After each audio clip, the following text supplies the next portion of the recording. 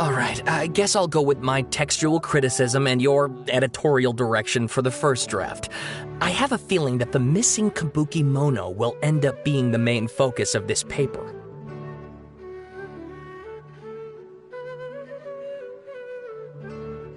Ugh, if only we knew where to find that traveler. From what they say about him, this seems like the kind of thing he'd know about.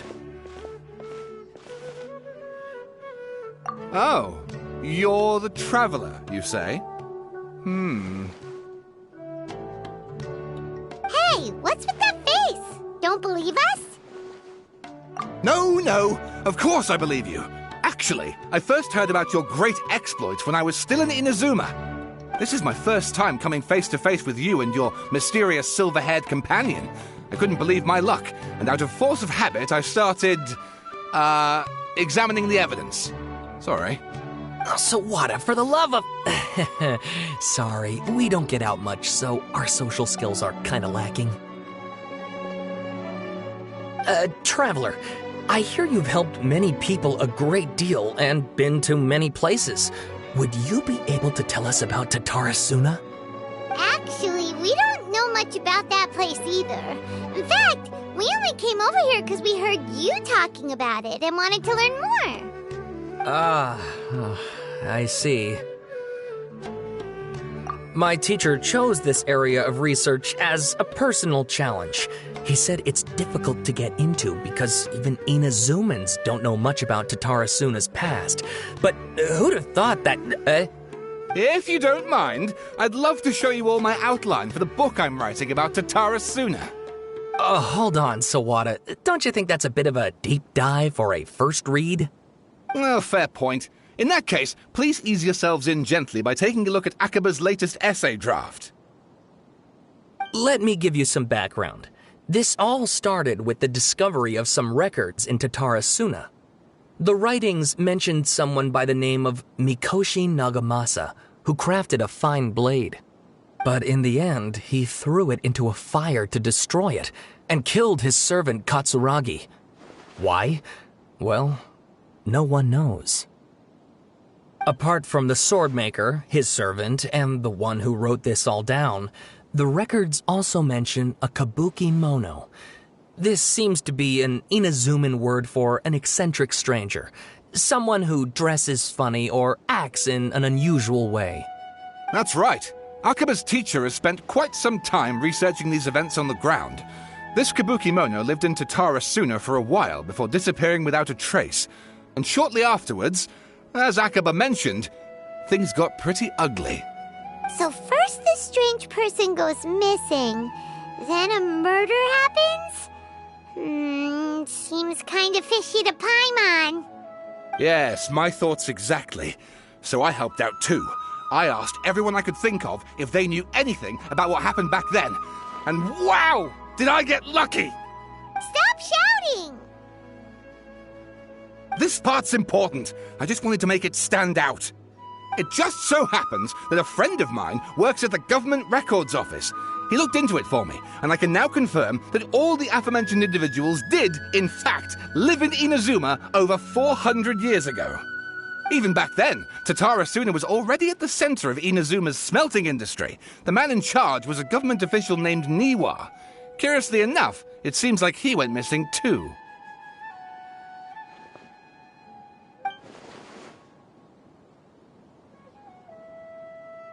Wait, so there are two missing people in this story now? That's right! What's more, Niwa is a name with a lot of history to it. Have you ever heard of the great swordsmith clans of Inazuma? Oh, the swordsmiths? Yeah, like Ishin art and so on? Wow, yes. You really know your stuff. That makes things easier. So basically, this Niwa was a distant relative of the Kaidahara clan, the last practitioners of Ishin art. Something then seems to have happened in the Kaidahara clan, leading to their downfall. I don't know the details, but taken in light of everything else going on around that time, it makes you wonder whether it's all connected somehow. The Kaidahara clan? Sawada, you left out the biggest detail of all. Oh, yes, of course. How could I forget? Brace your minds, ladies and gents, for they are about to be blown. Or maybe you won't believe your ears. I wouldn't blame you, of course, because in all my years as a writer, this is by far the most. Get to the point, for Pete's sake. According to information acquired by Akaba's teacher, the Kabukimono was not a human, but a puppet. A puppet?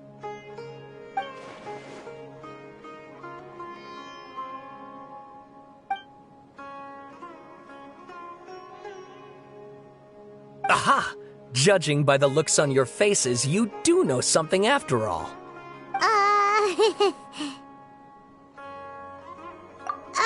No! Paimon just meant, how creepy. The way you described it makes it sound like a ghost story. I agree, it does.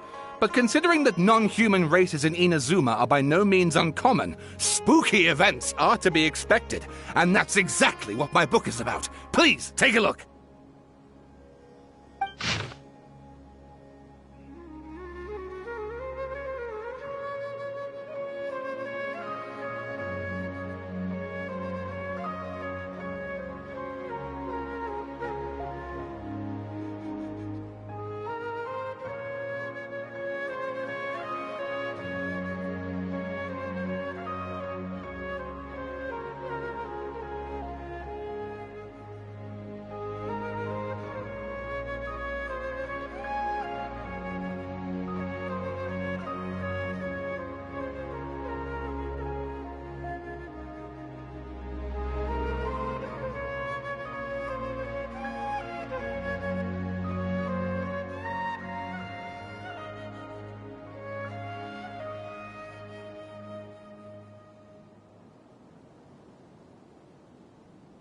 Oh, and please read my essay draft as well.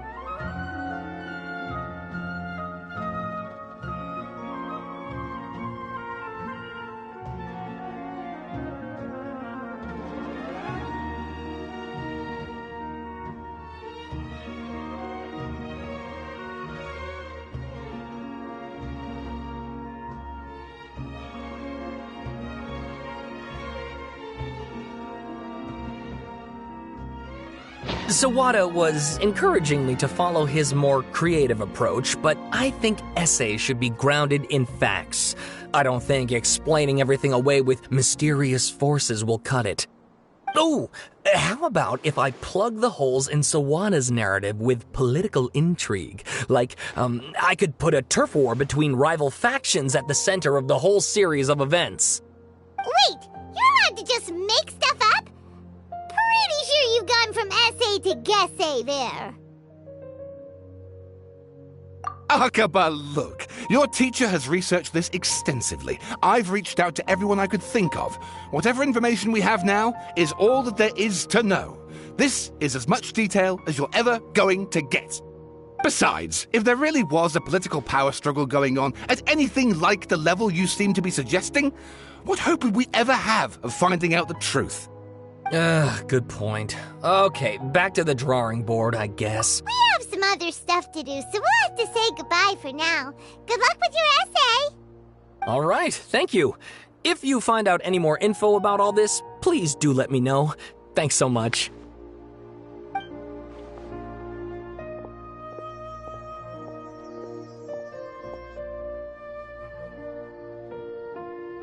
Hey, so that thing they were talking about, it has to do with the balladeer, doesn't it? Okay, then even if we did know something about it, we probably couldn't share it with them, huh? After all, we kicked his butt and got him locked up. Information about people like that is usually super confidential, isn't it? If you ask Paimon, Akaba should just pick a different topic. There must be as many essay topics as there are trees in the forest. There's no point in...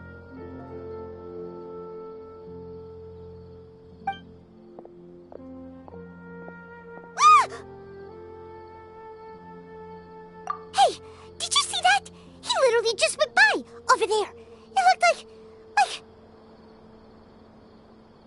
the balladeer! No, it can't have been. He got locked up. Oh, quick, let's catch up and see.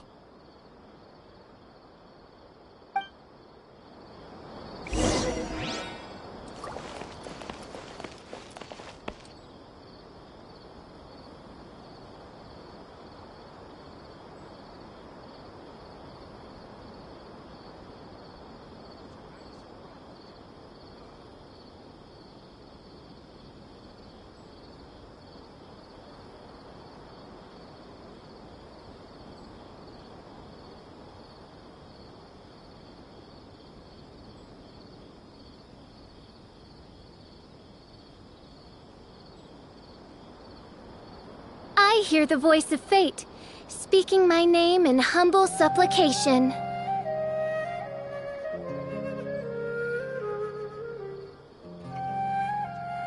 I created another universe and founded paradise, for I, Fischl, and the Prinzessin der Verirrt...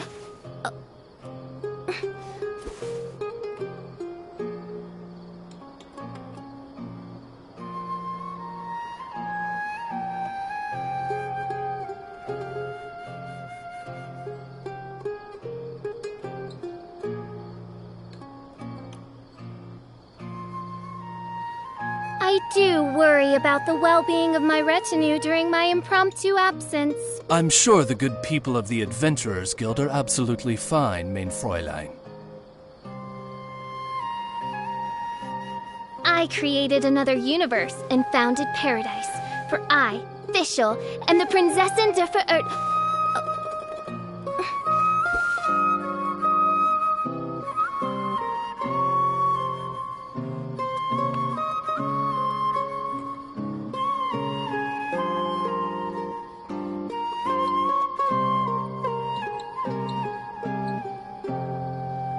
I hear the voice of fate, speaking my name in humble supplication.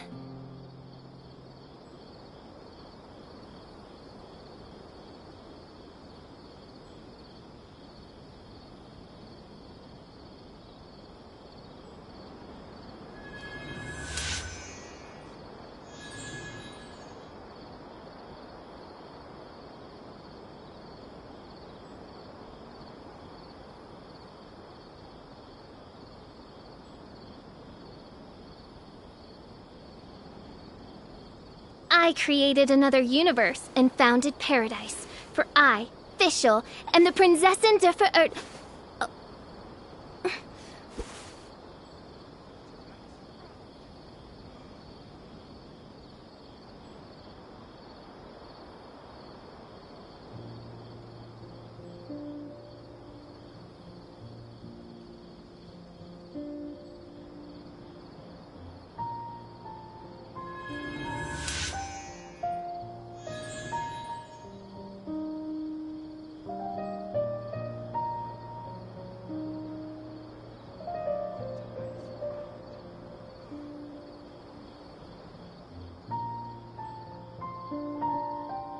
I created another universe and founded paradise. For I, Fischl, and the Prinzessin der Verirrt...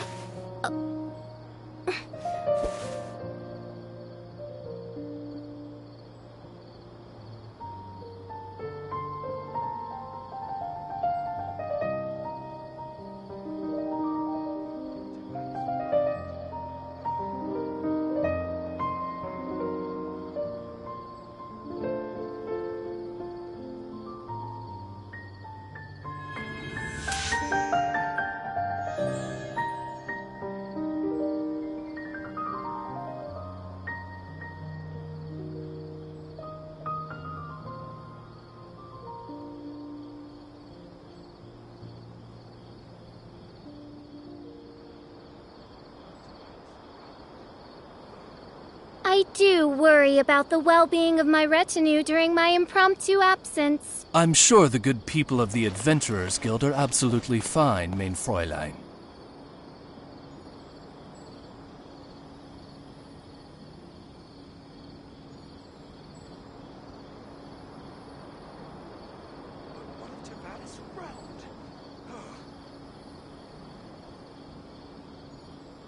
I created another universe and founded paradise. For I, Fischl, and the Prinzessin der Verirrt...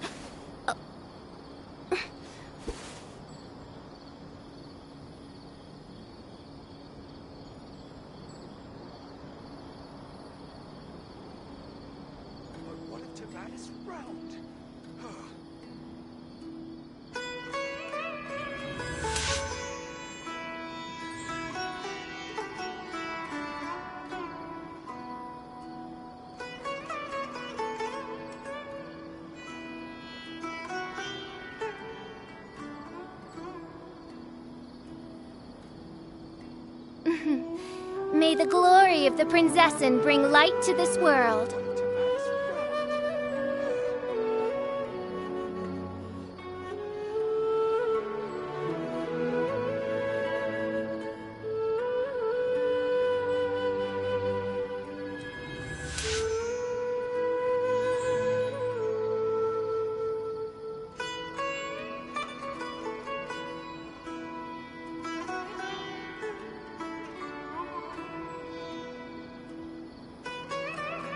I created another universe and founded paradise. For I, Fischl, and the Prinzessin der Verirrt...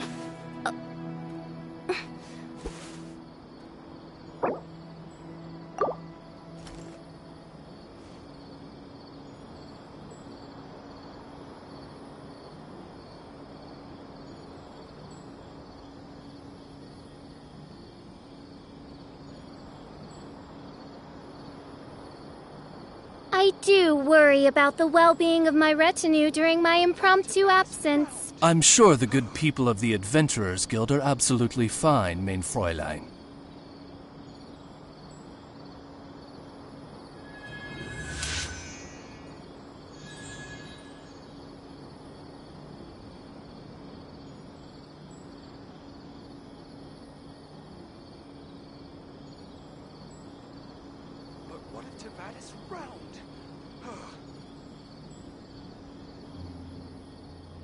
I hear the voice of fate, speaking my name in humble supplication.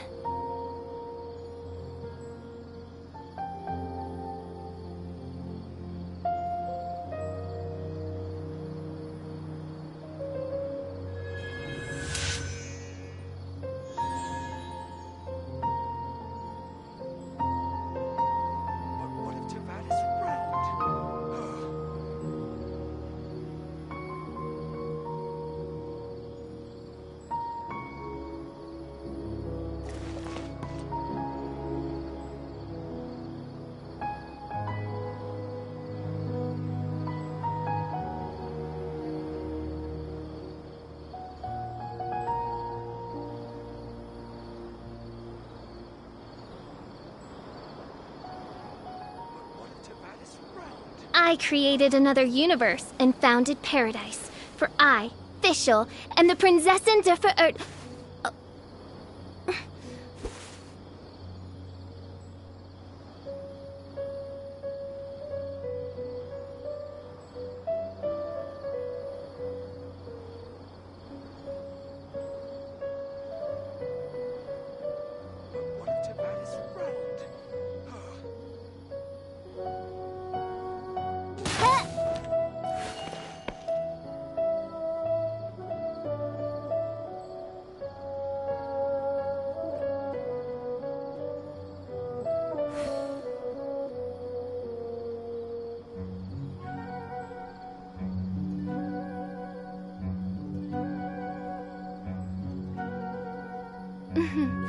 May the glory of the Prinzessin bring light to this world.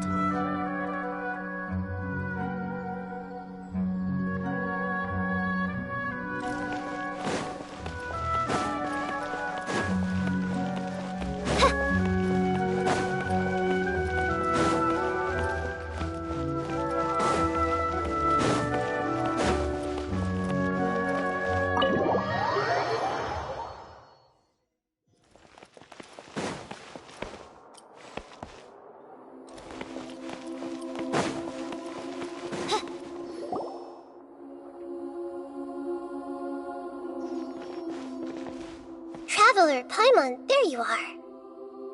Nahida! Bad news. We just saw the balladeer strolling around in public. Did he escape or... Ah! It's him! Sure enough, you're here. Hey! What are you doing in the sanctuary of Surastana? Aren't you supposed to be locked up? I know you must have a lot of questions. Please, allow me to explain. It was my idea to set the balladeer free. We made a deal, and he's gonna do some investigation in Irminsul for me. A deal? Huh. You sure you trust this guy? What did you expect? Why do you think Sumeru would keep me around otherwise? Or maybe killing me is all you can think about. But if that's the case, why haven't you done it already? Don't flatter yourself. It was... Nahida said there's still some mysteries in you to figure out. Ah, so if it were up to you, you'd finish the... Well, that escalated quickly. Not a good start. Could I ask you all to please calm down? But Paimon's worried about you, Nahida. Don't let him trick you. It's not every day you see people questioning the God of Wisdom's judgment. Just when you think you've seen it all. Don't you dare try to drive a wedge between us!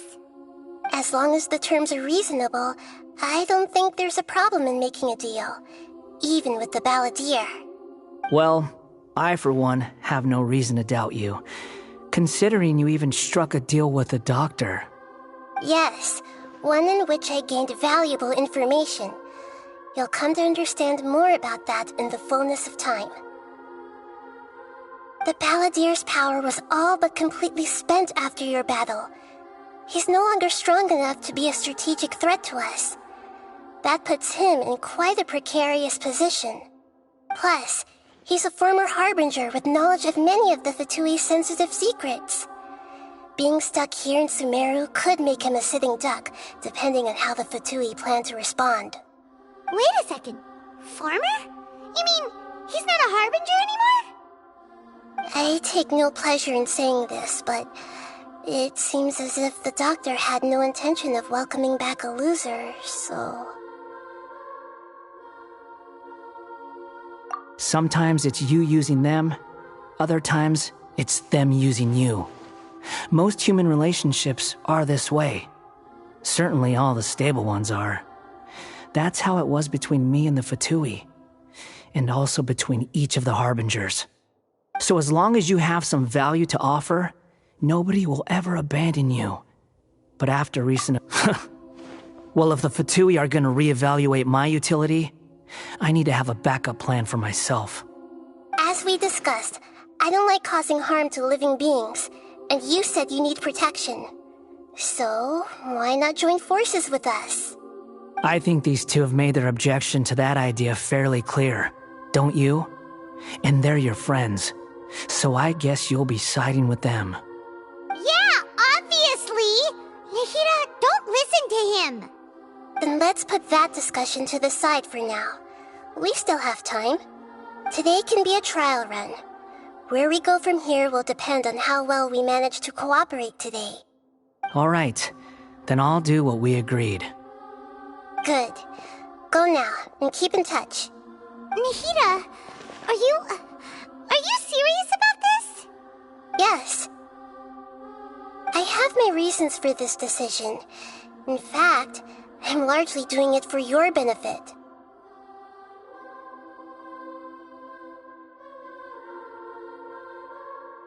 Yes. As I told you once before, there's information about your twin in Irminsul. Oh, yeah. Actually, that's the whole reason we came to see you today. So, you have an update on that?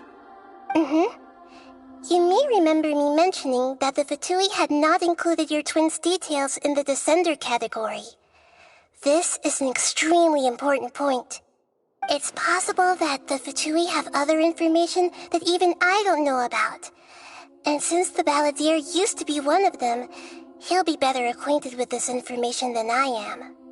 He was granted the power to connect with Irminsul when he almost became the god of a new era. Even though he no longer has the Gnosis, some traces of its power remain in him. He can still connect. The amount of information in Irminsul is vast beyond description. Sifting through all of it without knowing what to look for would take too long, even for me. So I asked the Balladeer to search in Irminsul for any information about the Descenders. He's more familiar with this kind of information, and should be able to find it more quickly. Exactly! Or what if... Paimon just doesn't trust him! He's treated us as enemies every time we've run into him! I understand. But sometimes, everything is dictated by which side you're on. How things will go in the future depends on what information he brings back. And Traveler, I know what your heart desires most of all. Our minds have connected several times before. There is a corner of your heart reserved for an intense longing. A feeling of being all alone in the dark, searching for the one candle whose light still burns. As Sumeru's deity, it is my responsibility to be on guard against the Balladeer. But as someone who counts you as a friend, I want to do something for you. If this deal with the Balladeer can give you the answers you've been longing to find, then it's worth it. It's my pleasure, really. You're Sumeru's hero. You've more than earned it. Paimon's still worried about this idea. Is there anything we can do to help? I was going to contact you about that, but then you suddenly showed up on your own accord. Seems like we have a telepathic connection. In fact, I was going to ask you to supervise the Balladeer on my behalf while he carries out the task I assigned. Even though he only has a fraction of his full power left, that's still a fraction of a former Harbinger. If you could accompany him, it would put my mind at ease. Of course, I'll be there to help guide you through Irminsul from the outside.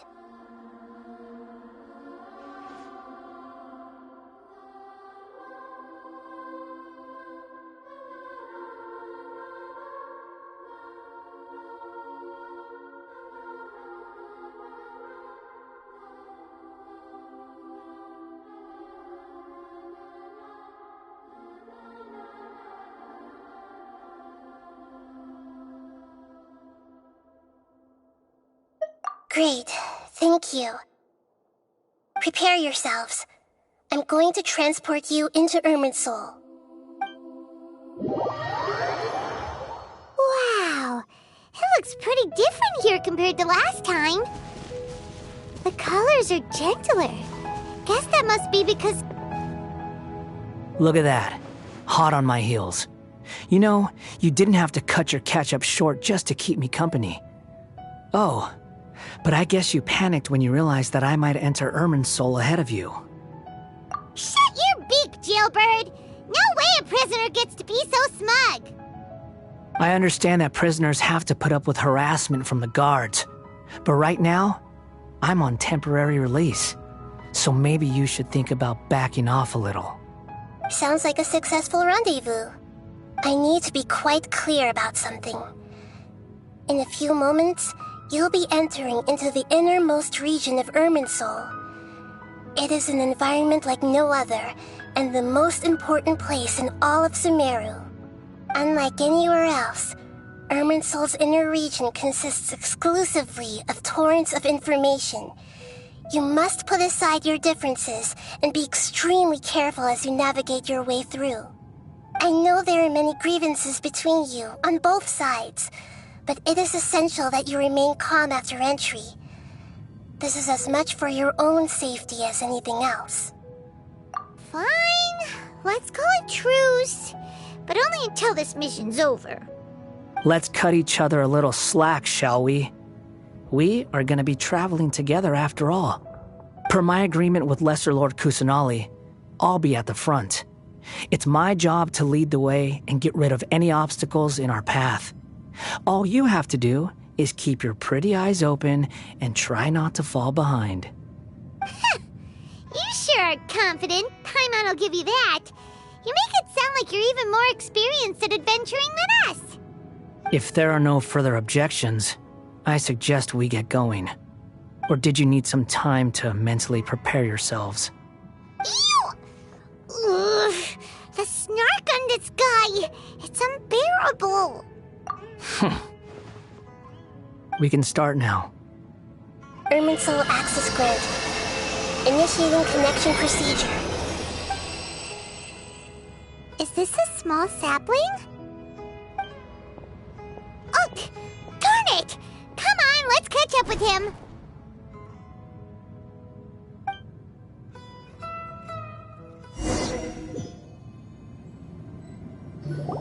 Wow! So this is the inside of Irminsul. Ooh! Paimon's never seen anything like this. And it feels like a sacred place. Irminsul is closely intertwined with the entirety of Teyvat. Every bit of information flowing here means something. Pick your jaws up off the floor. It's time to go. Why is it that Paimon just wants to do the opposite of everything he says? Lesser Lord Kusanali, we will now proceed to the heart of Irminsul. Can you still sense where the heart of Irminsul is? Yes. Permission to begin searching for information there? Permission granted. Go ahead. Let's go. Stay close. Don't go running off. Hey, so... say we did go running off in here. What would happen? What are you smirking at? I was just imagining the look on your travel companion's face if you went and got lost. Anything's possible in here. You can't rule anything out. So if you want to stay safe, your best option is to stick close to me.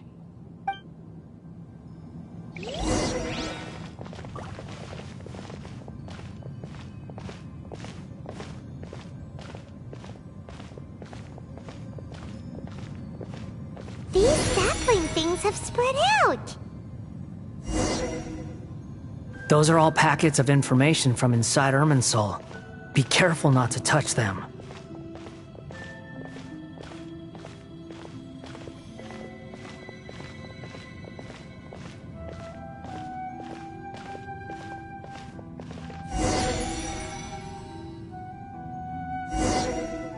It looks the same in every direction.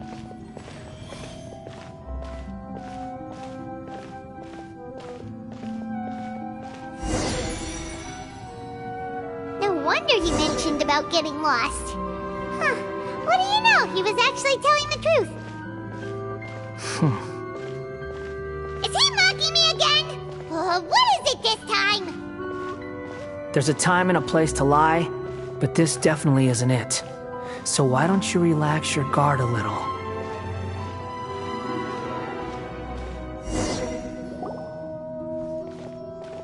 We're here. What a huge tree!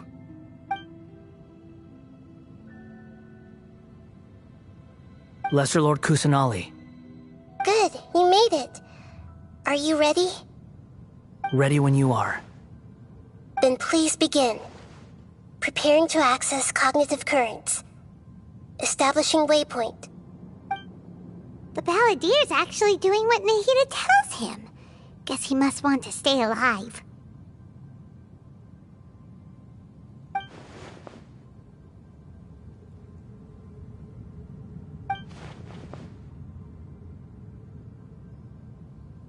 The rest is up to you. If you discover anything at all, make sure to share it with us. Will do. Huh. For once, we're the ones with nothing to do. Would you like to talk?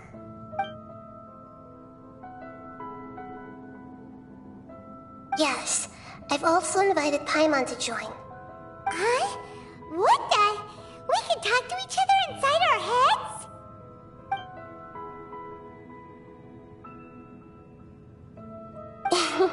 That's part of it. Plus, we're all friends. There's nothing wrong with us talking like this once in a while. Paimon's never tried this before. This is great! So, Paimon's been wanting to ask you something. Don't you think the Balladier's a bit of a walking contradiction? He's always talking back, but he seems to listen to what you say.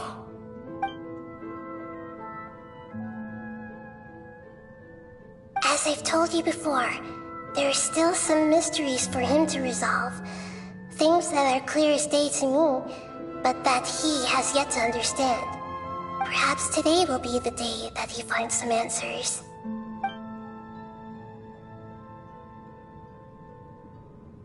Well done.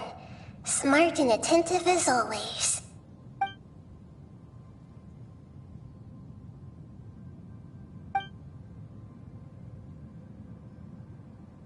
So, you made contact with that part of his mind. Well, it's true.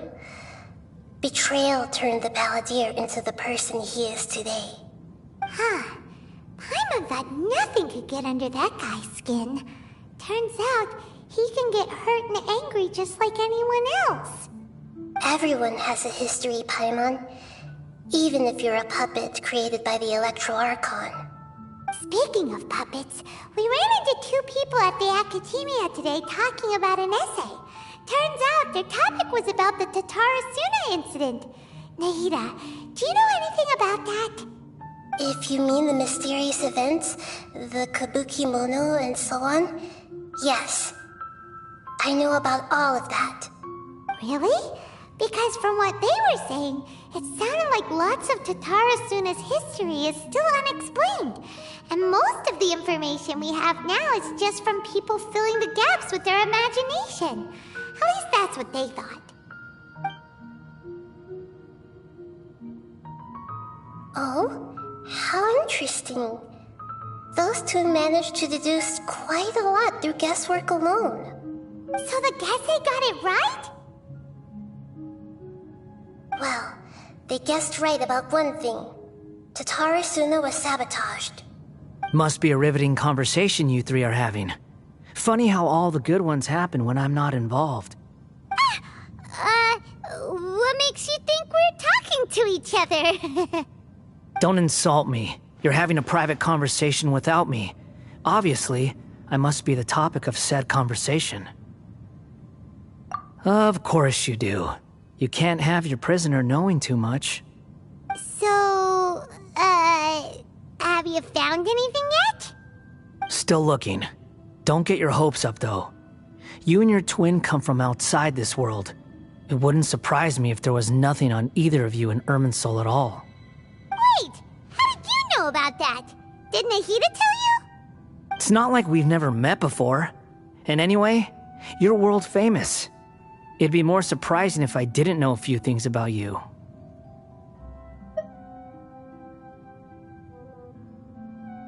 Right now, we have to keep the peace. I'm not interested in creating more misery for myself, and making cordial conversation is something I can manage. Huh? Wait. This light. It looks similar to those saplings. What could it be? Anonymous data. Hey, don't you forget the agreement! You have to share it with us! Shh. Just wait. Mr. Niwa, are you certain this is worth the risk? We are talking about Tatarasuna's furnace, after all. It may not pay to act rashly. There's no one else who can enter the furnace. It has to be me. Is that so? Well, since you insist. It's...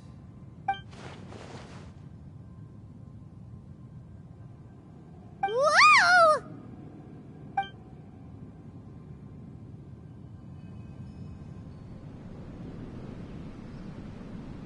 I have been in Tatarasuna for some time now. You have shown me great hospitality, as has Mikoshi Nagamasa, and indeed, everyone else.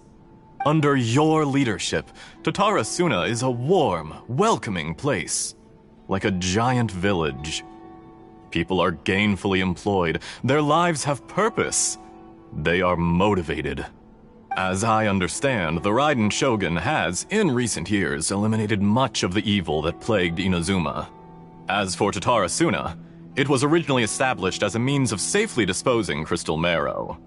The forging industry with crystal marrow as a raw material has since flourished, giving rise to generations of swordsmiths.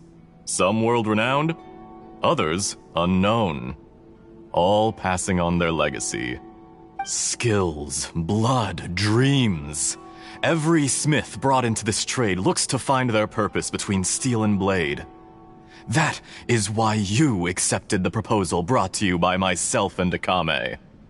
Yes, well, were it not for you coming to Inazuma and happening to make Akame's acquaintance, the two of you never would have joined forces.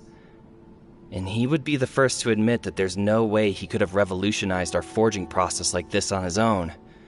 At least not on the same timescale. You allowed Akame to take all the credit for a method that you jointly developed. He sold it to me, and now every piece of ore here is smelted using the new technique. Even now, you remain one of Tatarasuna's key consultants, working right here alongside us.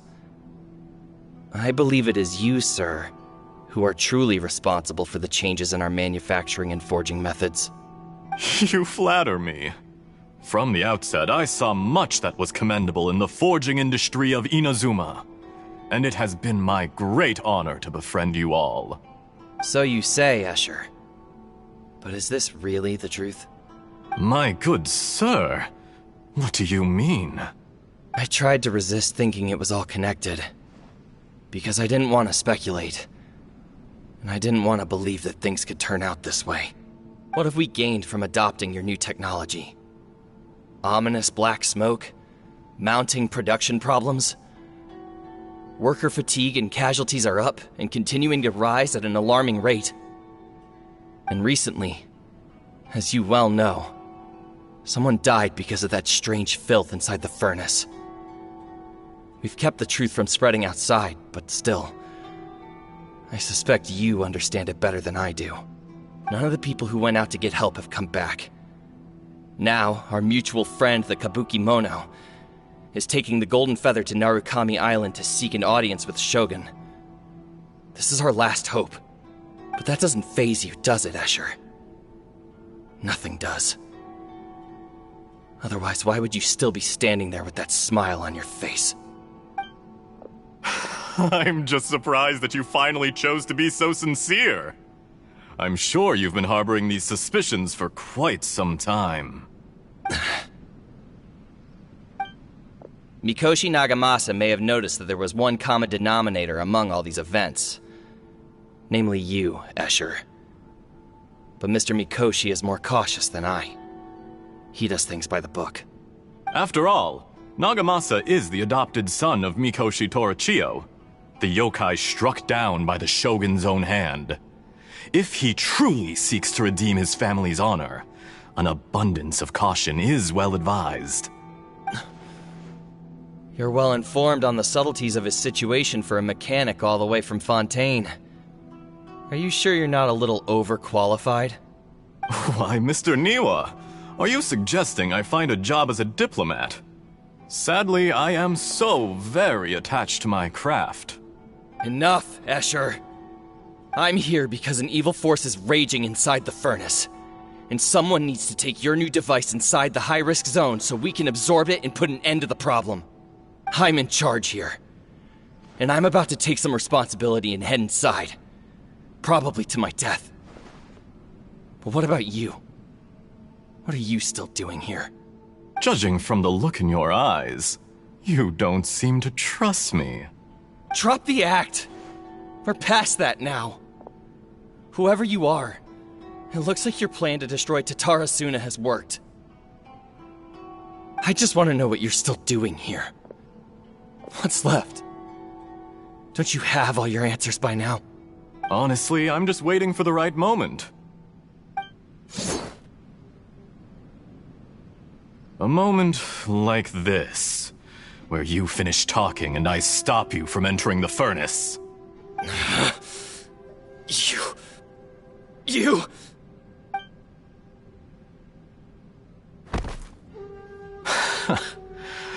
You're a little smarter than I initially gave you credit for. I thought I'd disguised myself exceptionally well, at least for the first few days. But to my surprise, you had your people look into my background right from the start. It's a long journey from Inazuma to Fontaine, but that didn't stop them. Eventually, they managed to confirm that Escher was an alias, and that I was not from Fontaine at all. And yet, despite all of that, you still fail to realize my true identity, and what I seek in Tatarasuna. Did you really think you would be able to see through my plan? If you kill me, there's no one who can get inside the furnace. So you're really going to destroy this place? Is that it? Oh, but you're quite wrong. There is one other person. Some may not see him as a person, but you told him yourself. You're not a puppet. You're a human. You're just missing a heart. Whoever you're working for won't get away with this. They'll be found out. But this makes no sense. What are you really trying to accomplish by all this? Why go to all this trouble? It's no trouble at all. Patience is a virtue which I have in abundance. This is all part of a carefully controlled experiment. If you must know, I'm happy to divulge my true identity. I'm a Fatui Harbinger. Call me the Doctor. The Fatui? Who? What do you want? Just to create a minor inconvenience for your nation. That's it? That's why you gave us your cursed technology? Just to let loose the evil energy from the crystal marrow? Look how even the righteous soul is filled with venom when faced with its demise. My device functions precisely as you say. It is the only chance you have of preventing a catastrophe and keeping the truth from the outside world. However, I did not make it with you in mind. It is easier for a person to be possessed by evil spirits when they are filled with hate. So give in to your fury. I want to see what happens when a malevolent heart is placed into an unsuspecting puppet. Make no mistake, even without you, that pure, innocent puppet would only end up being used by someone else instead. What other reason would a human have for befriending one who is not of our kind?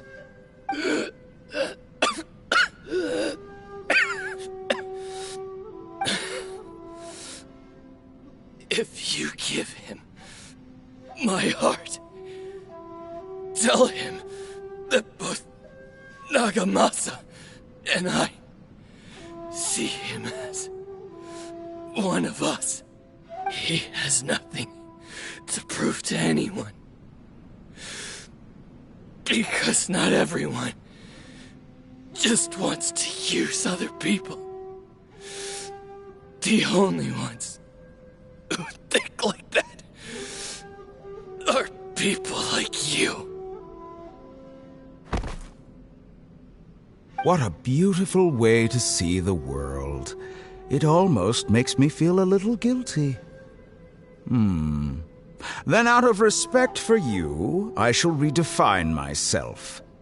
Think of me as a monster or a demon, if you wish. At least this way your death is not a consequence of your own folly turning you into an easy target.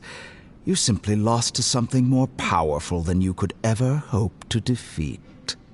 I say, Mr. Niwa, let's see what happens. Will your puppet friend become a human?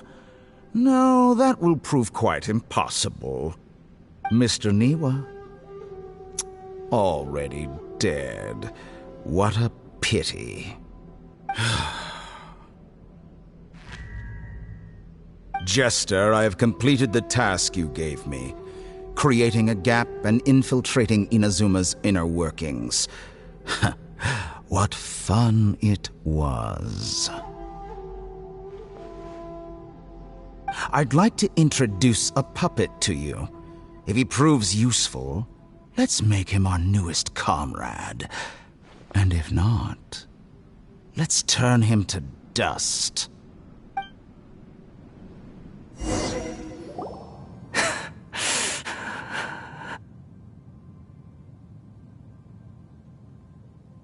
Hey, are you alright? Dottore.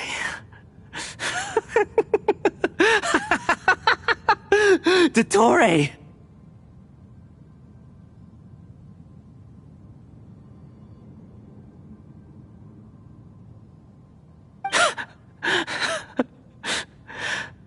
Good. Good. Was that the doctor? Did he turn into a mechanic from Fontaine? But why did we see things from his perspective? When I touched the doctor to confirm whether he'd eliminated all his segments, I read this memory in his mind.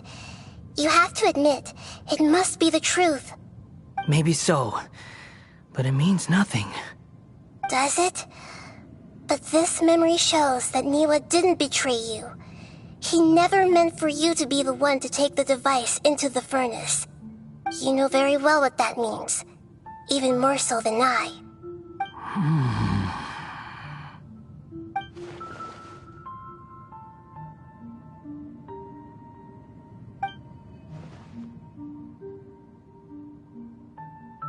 Let's give him some space.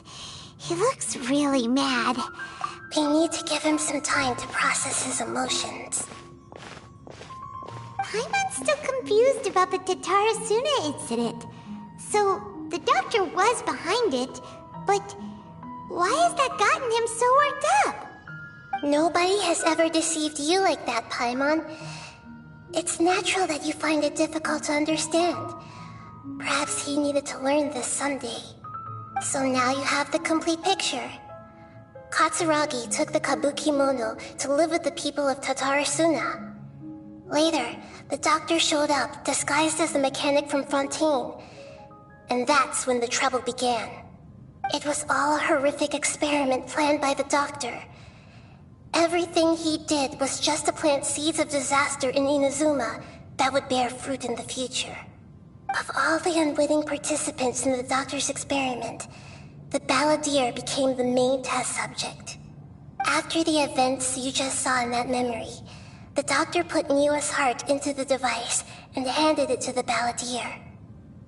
Then, he instructed him to enter the furnace and absorb all the filth caused by the smelting process.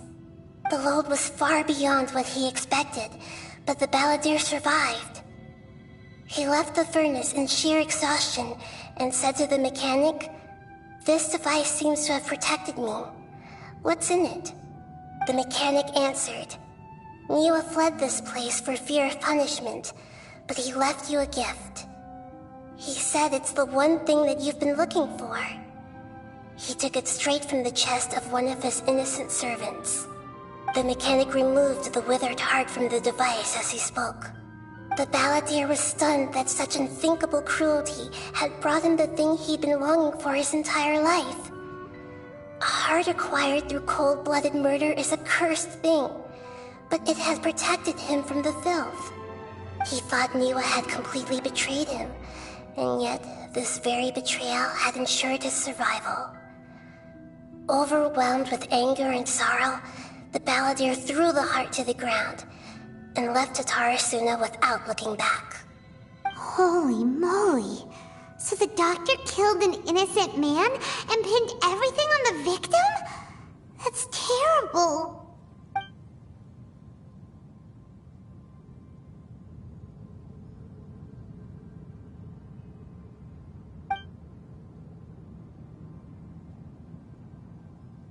Yes. Only if he understands this can he choose a new path forward. Tori, you brazen-faced... Niwa didn't run from justice. You killed him.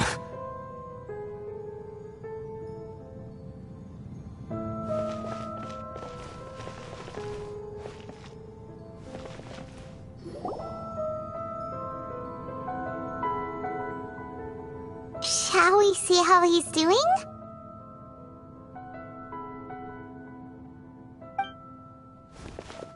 Hey, you alright? That's a scary expression. Are you worried about me? If we didn't have such a history, I'd almost think that qualifies me to be your friend.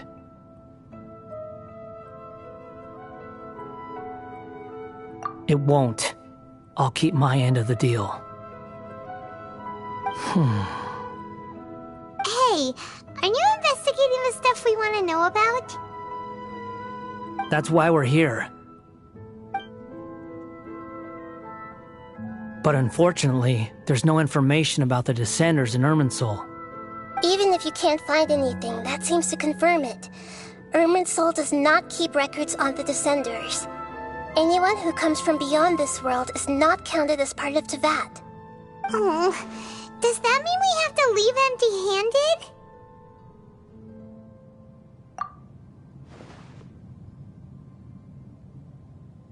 Don't thank me just yet. You look really upset.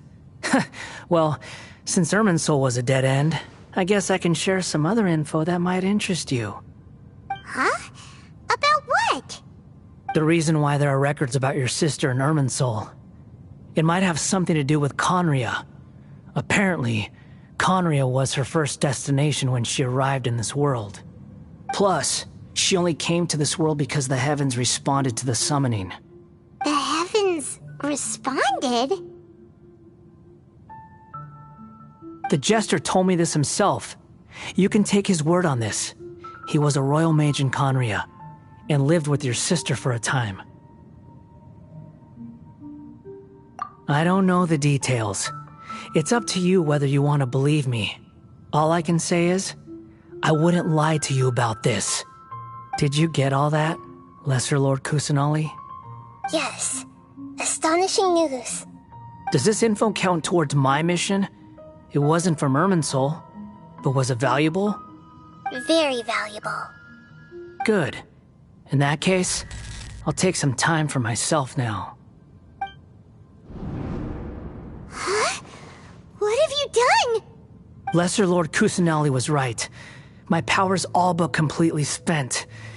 Even if I use all of the divine power left in me, I can't sustain this shield for very long. I shared a secret with you, and now you owe me. So in return, I'd like you to answer a question for me.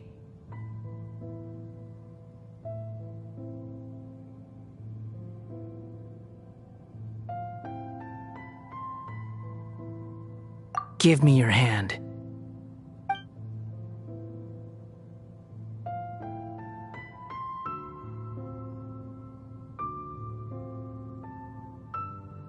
Can you hear my voice inside your head?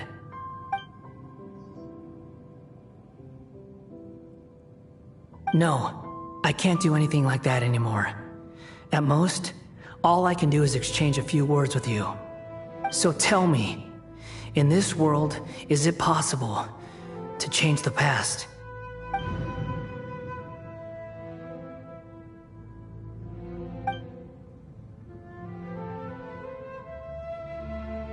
Done. Huh? What the? What happened? Paimon only saw you hold hands for a second. Nothing. I was just thanking him for helping me.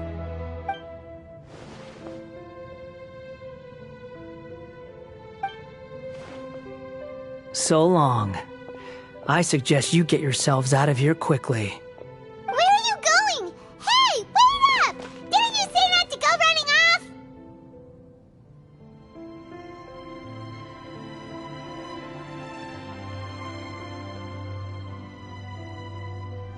Fast reaction time. But I don't think we'll be seeing each other again. From this day forth, the names Balladeer and Kabukimono will cease to exist. Those who died in Tatarasuna because of me deserve another chance at life. Hey, Balladeer! Don't do anything stupid! You know, I never did like insects. Hordes of the puny things swarming together can be a real nuisance. And I enjoy nothing more than to stamp them out like the pests they are. But if a colony of harmless ants isn't threatening anyone, I guess they deserve to be left alone. Luckily, everything can be set right. It's time to solve this once and for all. Balladeer! Balladeer! Uh-oh, he disappeared. Come on, we gotta find him somehow.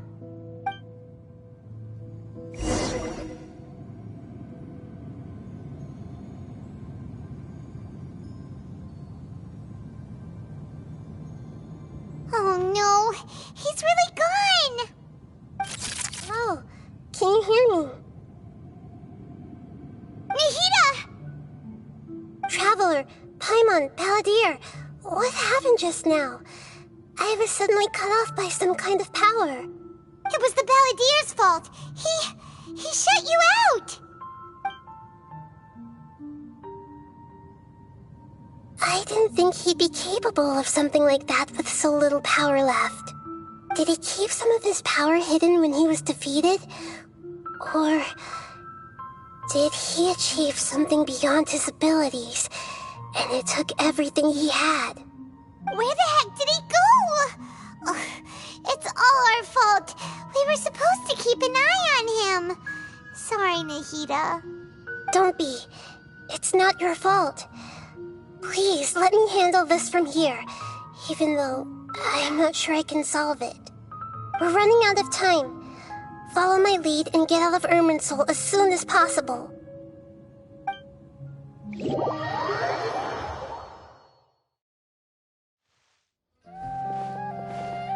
We're out! And we're at, an inn or something? This is an emergency. I'll have to ask you to stay here for now. Everything's arranged, and nobody will disturb you. I'm sorry, but this isn't something I need your help with. Leave this one to me. An emergency? How bad is it? Nahida, will you be okay? Don't worry. If my assessment is correct, though there may be some minor disturbances, it won't lead to a disaster. Please rest and recover your strength here until I say it's safe. Her voice has gone. Paimon can't shake the feeling that something really big has happened. What do you think the Balladeer meant? And why did he suddenly grab onto you before?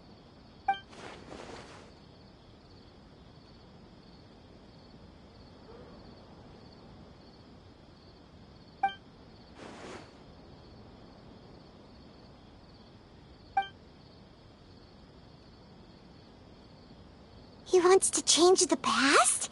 But surely that's impossible! Right! You can't just rewrite history! All that stuff happened already in real life! It's like, imagine Paimon drank all the water in this inn. Even if no one was there to see it, Paimon would sure as heck remember drinking it. So, why does Paimon still have a bad feeling about this? Paimon can't help but feel scared about what he might do. Oh, Paimon's so confused. Huh? Ah! Sorry, Paimon accidentally... It's the Balladeer's fault for causing Paimon all this mental stress. from history? It's unthinkable. Is that really possible in Irminsul?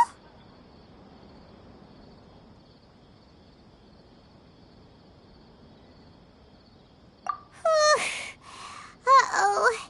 Paimon's head is overheating from trying to understand what he's up to. And it's still not working. Ugh. Paimon's had it with that little brat. He's been nothing but trouble ever since we met him. There's no way he'll actually succeed, right? Otherwise, won't everyone who's connected to him be affected too?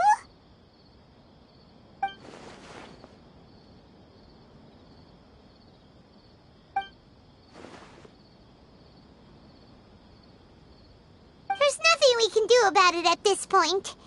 Hey, have you got any ideas on what we should do next? Seems like now there's nothing left for us to do but to go to sleep. But Paimon's still so worried.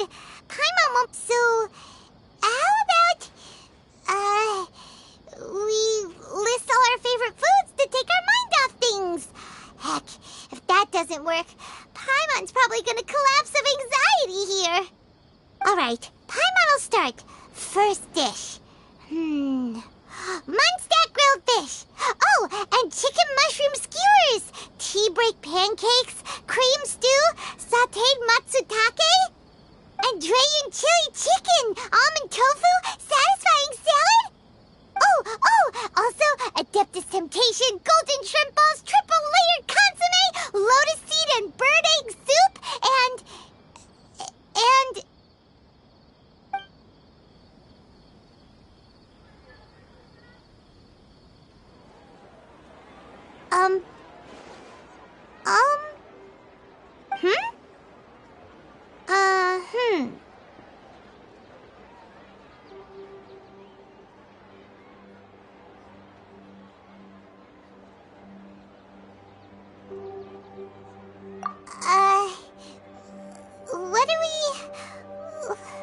What was Paimon supposed to be doing just now?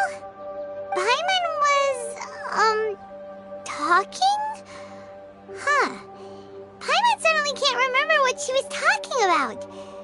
What was it again?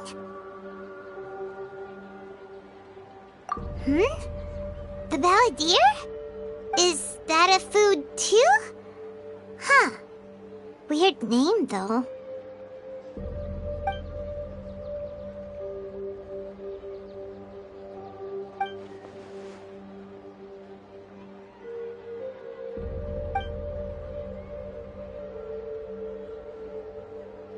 What's wrong? Your eyes are like saucers. Was it something Paimon... So, the balladeer. Is that someone's name? 'Cause it sounds like a nickname or something.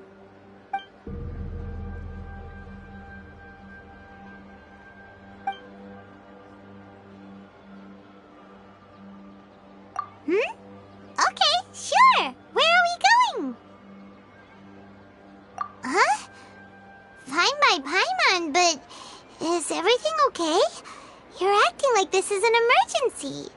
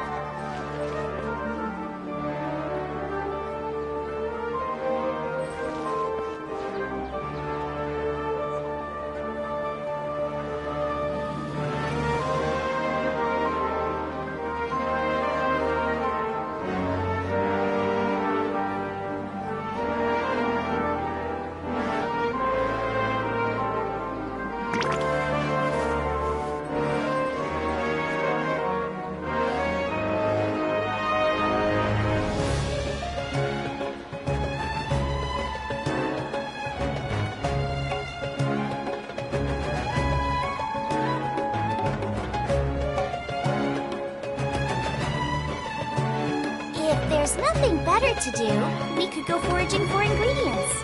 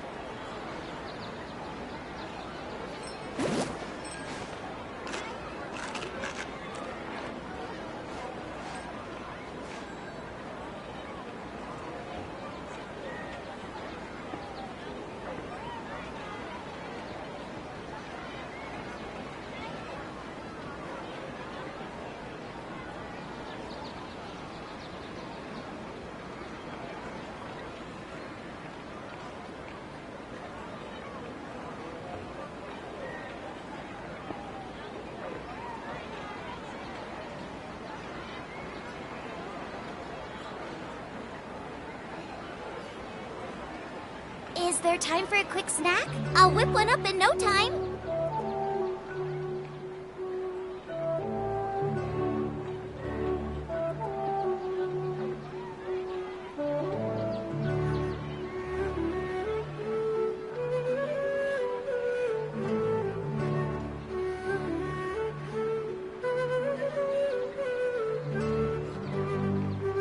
If there's nothing better to do, we could go foraging for ingredients.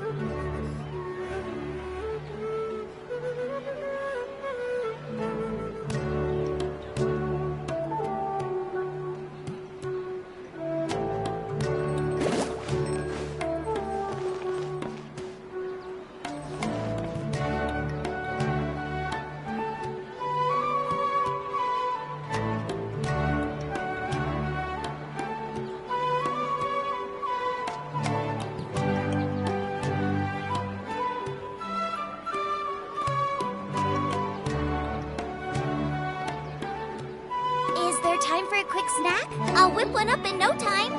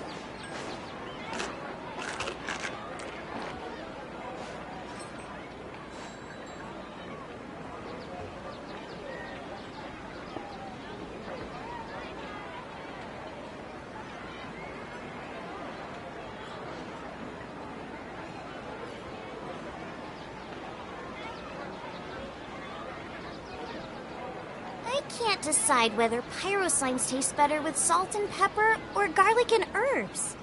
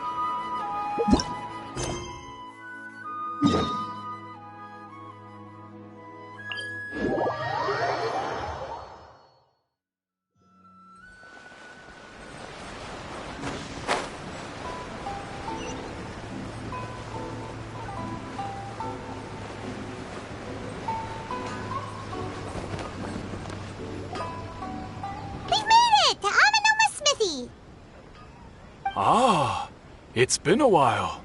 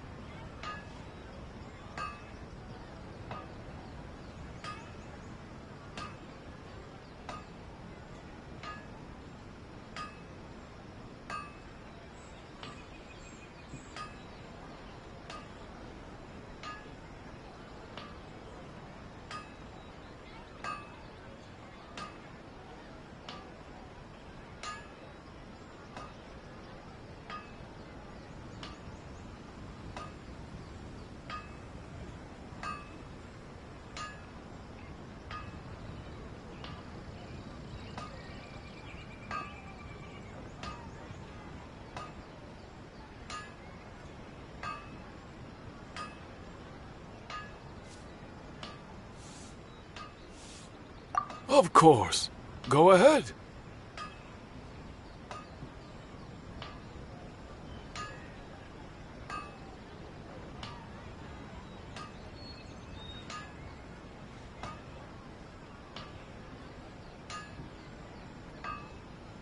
Oh. Now there's a question I wasn't expecting. Very well. I'll tell you what I know once more. The once renowned Raiden Gokuden, comprised of 5 branches. Amenoma, Futsu, Ishin, Hyakume, and Senju. The art of forging practiced by these 5 clans was first taught to them personally by the almighty Shogun. Over time, the 5 branches diverged from one another as generations of bladesmiths honed and perfected their craft until they became 5 distinct traditions. Most of the great swordsmith clans of old have since fallen into decline, and for a long time, only the Amenoma branch kept its art alive. But fortunately, Kaedehara Kazuha recently returned to Inazuma and took up the mantle of the Ishin art. Now, 2 clans remain of the original Gokuden 5. If my memory serves me right, you yourself were present when he forged the Ishin blade. Oh, yeah, we were! Paimon remembers that now. We learned a bit about the decline of the Raiden Gokuden then, too. It seems like such a shame. That, my friends, is a tragic tale indeed. In fact, this was not made known to me for most of my life. All these years, I knew of those great clans' demise, but never the cause. Only recently, when the question was on my mind, did I ask Kaedehara Kazuha about this. He told me that, as we are both heirs to a branch of the Raiden Gokuden, it was right that I should know the truth. There is no harm in telling you, but I must warn you, it is a dark and sorrowful tale. The Raiden Gokuden were the targets of a murderous rampage by a vengeful bladesmith. Vengeful? Why? 400 years ago, so I'm told, there was a catastrophic malfunction in Tatarasuna's furnace. One brave swordsmith heard the commotion and chose not to flee, but he rushed to the scene, hoping to prevent a disaster. Tatarasuna was home to a state-of-the-art forging and smelting operation in that day, and overseeing it was the armory officer. His surname was Niwa, though he had family ties to the Kaedehara clan. Knowing that they had just one chance to save countless lives, Mr. Niwa and the swordsmith leaped together into the furnace. The furnace quickly stabilized, but neither of them made it out. The smith's death, though heroic, dealt a devastating blow to his family's fortunes. His orphaned son was left to fend for himself, and grew up deeply resentful at the world. In his heart, The whole of Inazuma was culpable in his tragedy. He hated the almighty Shogun for her apparent indifference towards his father's death, and he hated everyone who had done nothing to try and save him. Powerless and destitute, the only legacy he had to pass on to his children was his hatred. Generation after generation bore this grudge, living in utter misery.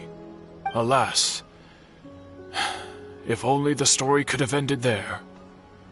But 100 years ago, the then head of this family reached the end of his wits. He could bear their fate no longer, and yet he could do nothing to change it.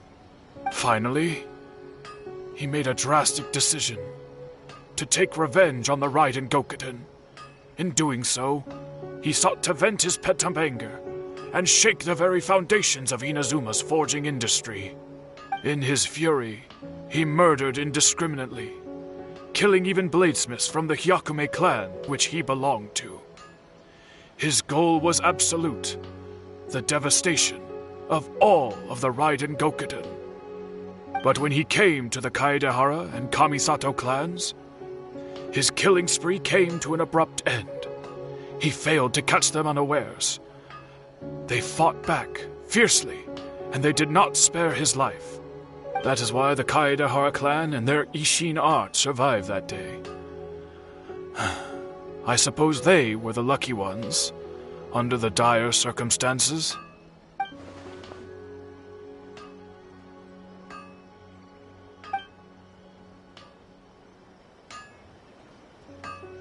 Was there anything else you wanted to ask? Kazuha? Why, yes. Just yesterday, in fact. We spoke for a while over some tea. He seemed well.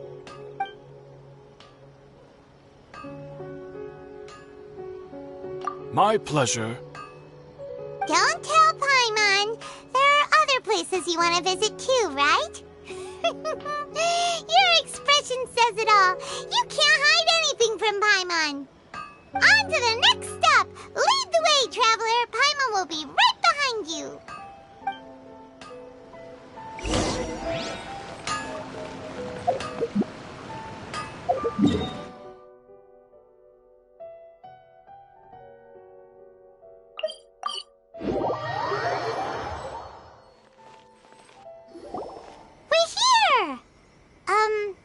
This is the Yashiro Commission's headquarters, so... Traveler, it's been a while.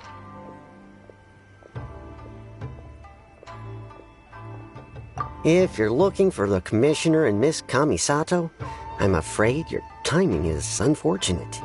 They're not here right now. Are they out on business? The Commissioner is out on business, and Miss Kamisato is standing in for some meetings in the Commissioner's place. If it's urgent, you're welcome to wait inside until they get back. What do you think? Shall we go in?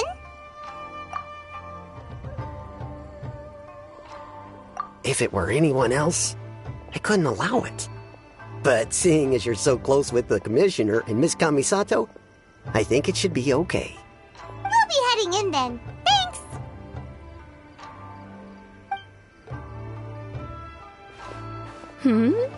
Hello, dears. Is there something you want to say?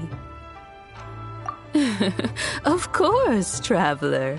Yes, I know who you are. Miss Kamisato has told me about you.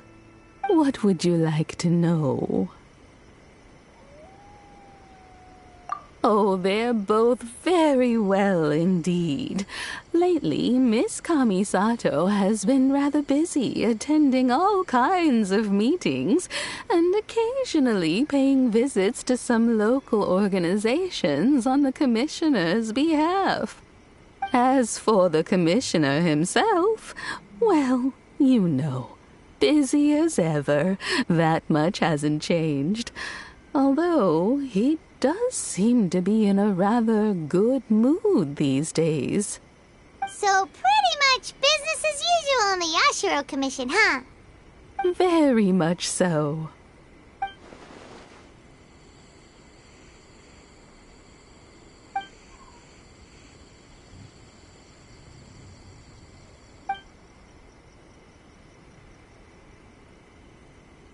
Well, got any more questions? You're very welcome. In fact, I would love nothing more than for you to come and visit more often. But I'm sure you must be far too busy to have time for that. Miss Kamisato talks about you all the time. She seems so thrilled to have you as a friend, and she's always saying how talented you are and how much she admires you. I must say, many things in Inazuma seem to have taken a turn for the better since you arrived here.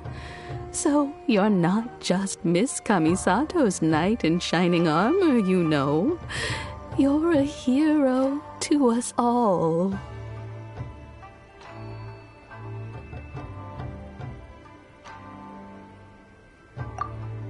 I mean it. Whenever the commissioner dines at home, Toma always joins him. I always find myself at my most relaxed when I'm serving the two of them and listening to them chat away. The commissioner has such a busy schedule that he doesn't always have the chance to take his meals at home, but given the opportunity, he always prefers to dine here. They say it's because Toma's a much better chef than most. Oh, the commissioner is so fond of home comforts. They get to talking about you sometimes, too, you know. Always with a very fond tone. The way one would talk about dear old friends around whom one can truly be themselves. Miss Kamisato occasionally joins them as well. Whenever the whole family gets together and they start talking about people they've met and experiences they've had, you always get a mention. It's been many years now since the late Mr. and Mrs. Kamisato passed away.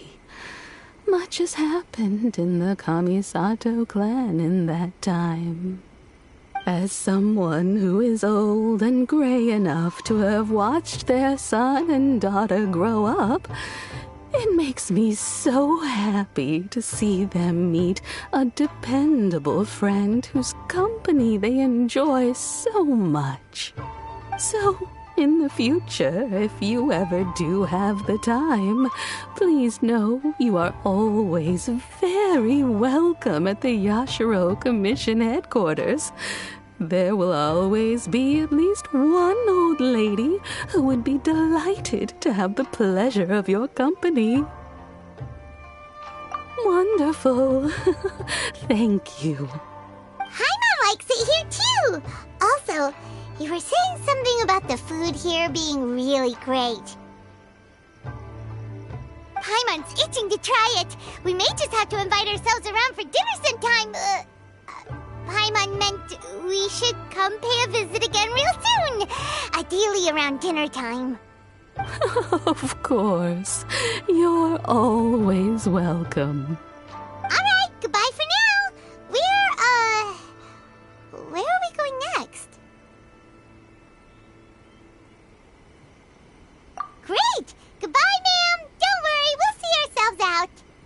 All right, then. Take care now. Hope to see you soon. Oh, are you two leaving already? Yep, everything's taken care of now. Don't worry. Very well. Safe travels. Goodbye.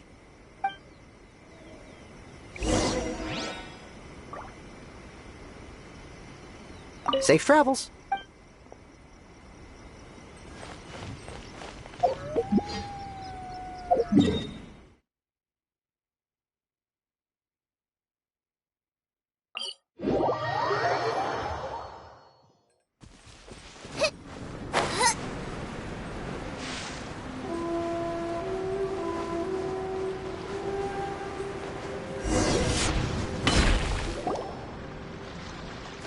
Do I have company?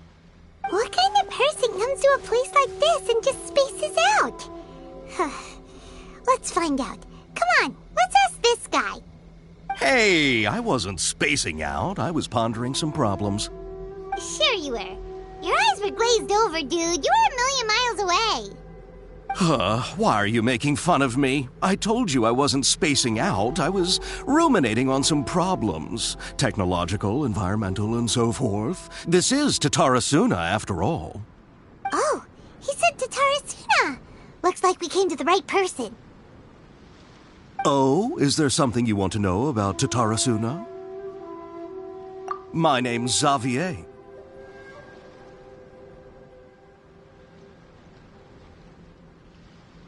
Certainly do. I've researched the furnace here in some depth.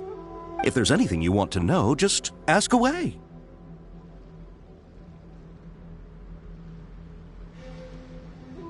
Like the back of my hand? Make no mistake, I have been here a good many times before. Not only that, but I've met people in Inazuma whose families used to live in Tatarasuna years ago. They said it's all true, the history here.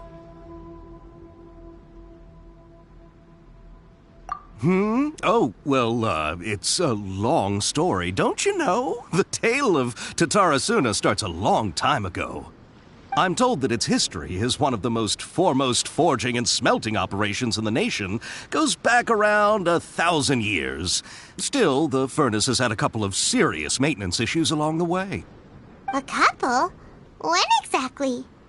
One was just in the last few years, the other was several hundred years ago. A fun fact, I'm not the first Fontaine tech guy to come and work on it either. There was a guy back then, too. They say he was a mechanic who consulted on a technology upgrade.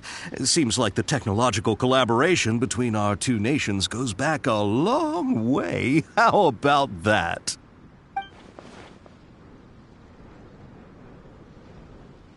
Hey, weren't you gonna ask Xavier something about Tatarasuna? Come on, ask already.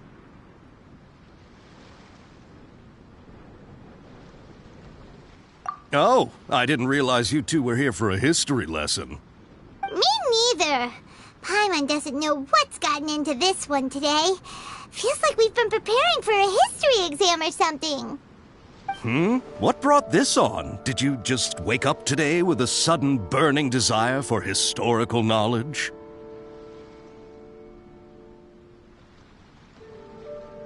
Sure, go ahead. A kabuki mono? No, I can't say that I have. I do know the word, Inazuman, for those eccentric types who always go around dressed to the nines. Just the sort of person that I'd like to meet, actually. But sadly, I've never had the pleasure, nor have I come across anything to do with a kabuki mono where Tatarasuna is concerned.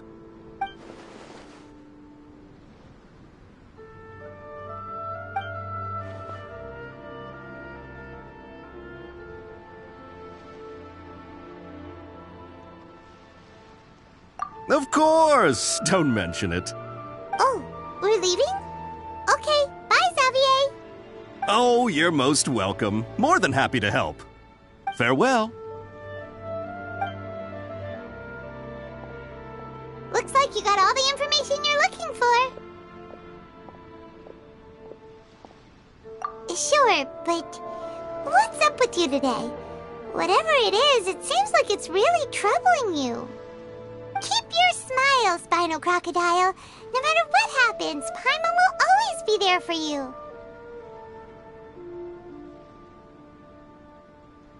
Come on, you gotta keep it together. Why don't you grab something to eat? You can't go facing life's challenges on an empty stomach. Alright, let's head off and go meet Nahida.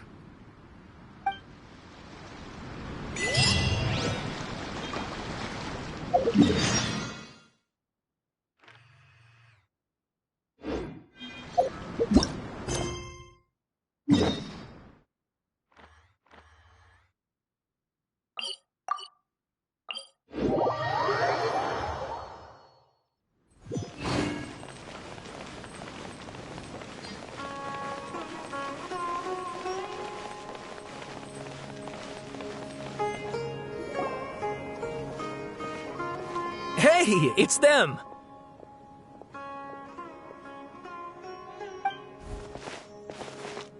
Akaba, Sawada, you're still here?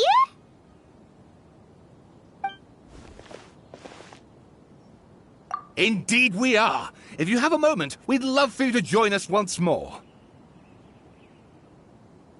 We have time. What do you want to talk to us about?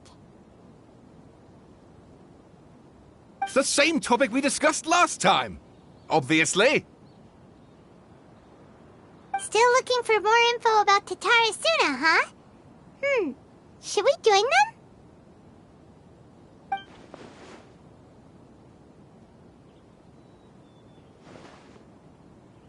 Unfortunately, we haven't made any real progress.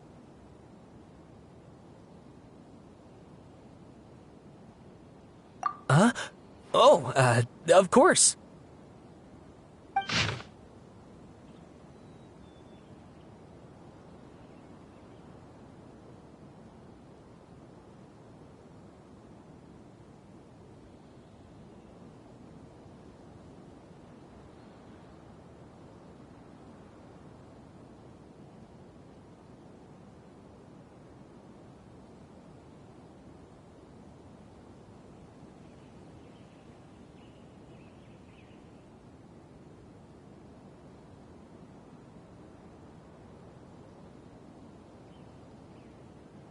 I presume you'll want to read mine as well. Here.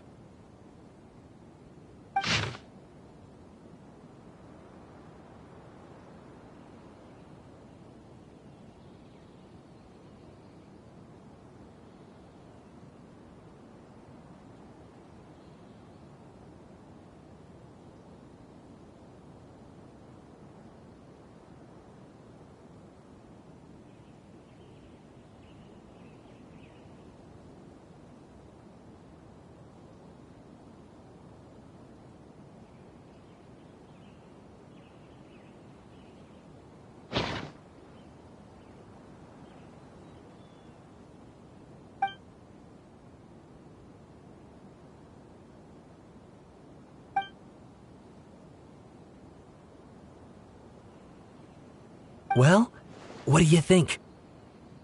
Hey, Traveler. Remember how last time Akaba was saying how he wished he could gather more information about all this? Well, we just got back from Inazuma. So how about we tell them what we learned? What did you find out? Something big? It's a long story. Basically, we have some friends in Inazuma, and...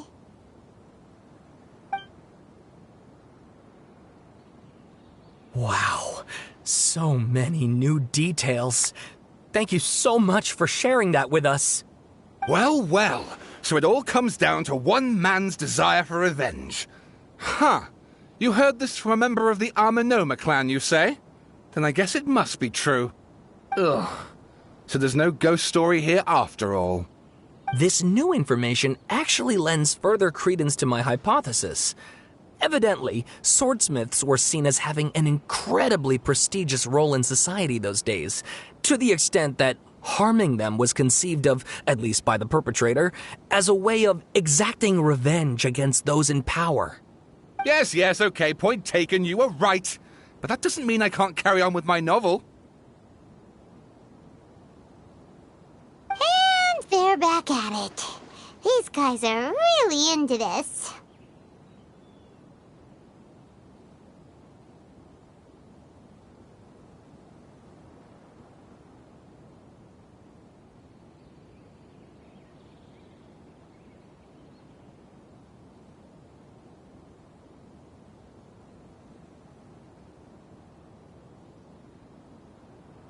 Oh, so sorry. Look at us, prattling on about our projects and ignoring you. Thank you so much for the information. You're welcome. See ya.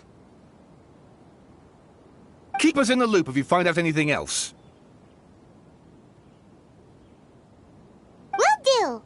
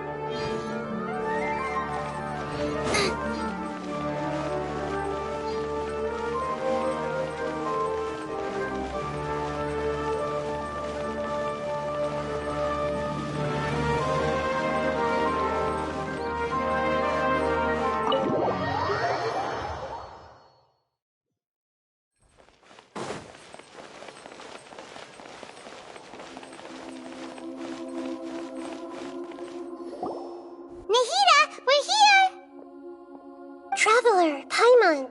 How have you been? Ugh, where to start? Paimon hasn't had a moment's rest this whole time. That night, we ended up chatting and chatting until suddenly the sun was up. And then he decided he wanted to go to Inazuma.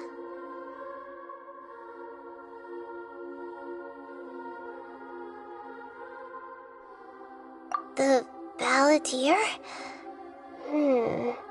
It sounds like some kind of code name.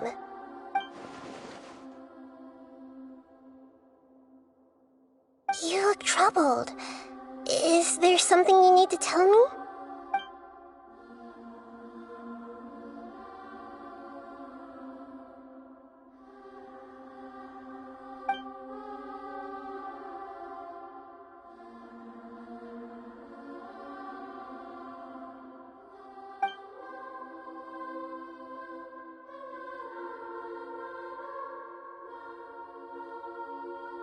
Traveler? Hey, what's wrong? You look so upset.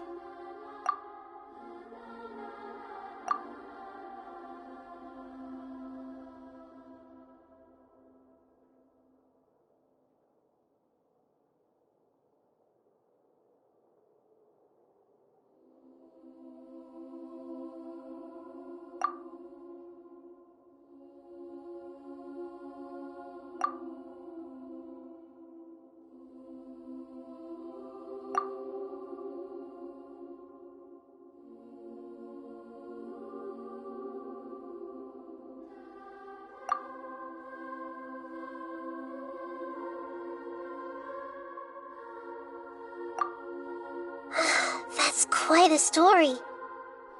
So, this puppet known as the Balladeer erased himself from Irminsul, hoping that he could change the past. But how was he even able to do that? As the Traveler said, he very nearly became Sumeru's deity. Admittedly, I remember it a little differently. I don't recall finding anyone inside the machine after we defeated it. Nevertheless, it does make sense. If someone were to successfully erase themselves from Irminsul, the world would change to reflect the new reality. So, you believe this person really existed, and we just don't remember him because, well, because he literally changed the world? Yes. Theoretically speaking, it is possible to do this. But I'm struggling to imagine the kind of person who would dare go through with it. The Traveler comes from a world beyond to that.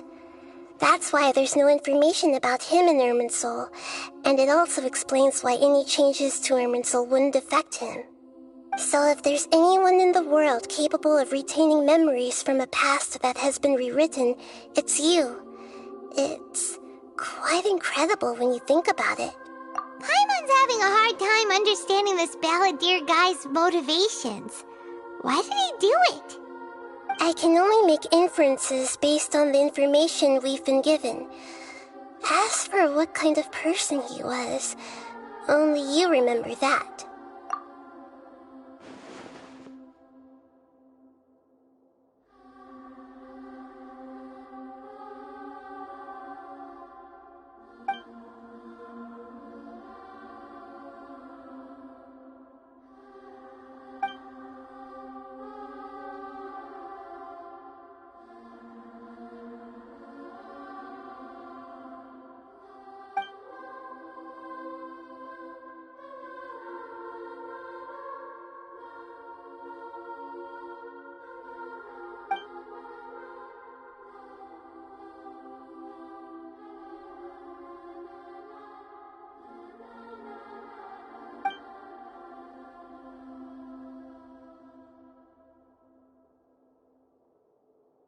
Something else worrying you?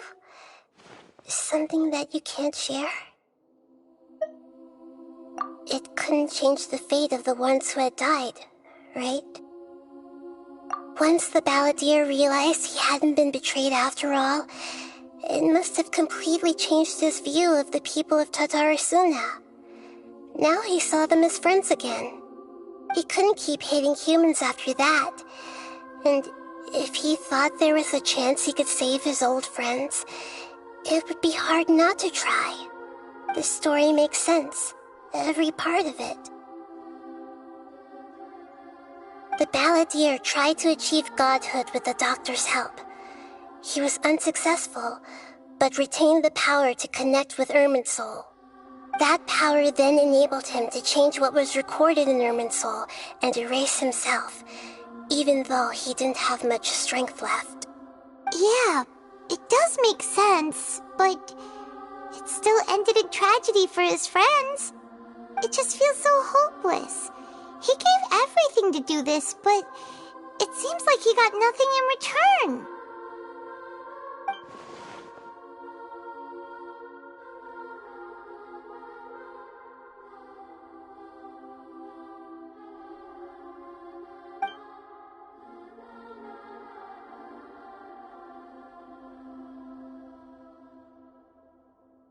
Please wait a moment.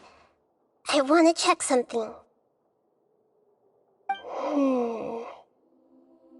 Found it. This should be the one. It turns out that I have a strange way of confirming everything he has told us. What is it? A record from a personal collection. It was tucked away in a corner. You should take a look.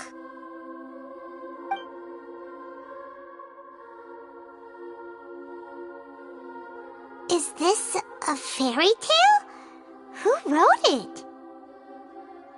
I authored this record myself. Huh?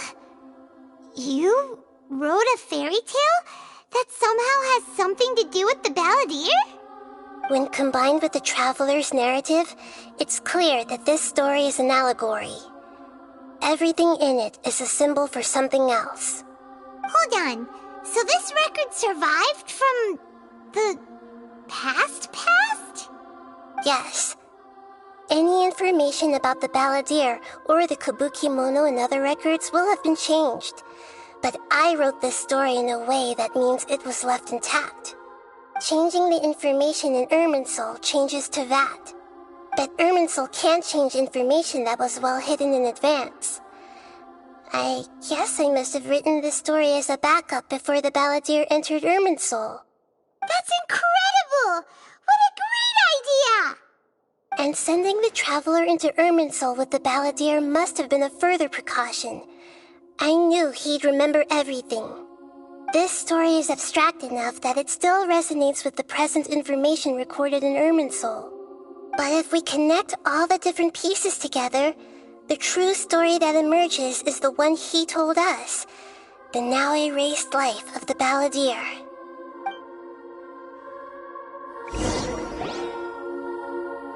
There was once a lone monster draped in fox fur. The monster found a family of foxes, joined them, and they became friends. The monster lived with the family day and night, and everyone treated it as one of their own. Once in a while, the monster would take off its fox fur at night and lament to itself as it gazed at its reflection in the water. I am a monstrosity, yet they are too foolish to see it. I pity them. But the monster soon found solace when another came to live among the foxes who was not their kin. A kitten, carved from the wood of a white tree who had been abandoned by the humans. The kitten too wished to become a fox, but its tail was too slender and it could not grow a coat of richly colored fur. Yet when the other foxes saw this, they spoke words of comfort to the kitten. Even without a tail and fur like ours, you are still one of us. Furious at this happy resolution, the monster lit a fire on the mountain. The terrified animals panicked as the fire spread. The only way to extinguish the flames was to make a sacrifice. A gray fox stood up and addressed the monster. It said, "You are the cleverest among us. Surely you can help us find a way to solve this." The monster smiled, led the fox toward the fire, and murdered it. The gray fox's heart was turned into a beautiful drop of water, clear, spotless, and pure.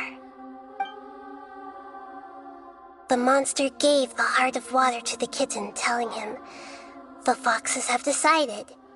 You are the one who must be sacrificed. Take this, quench the flames, and die for your fox kin." The fire was extinguished, but the kitten lived.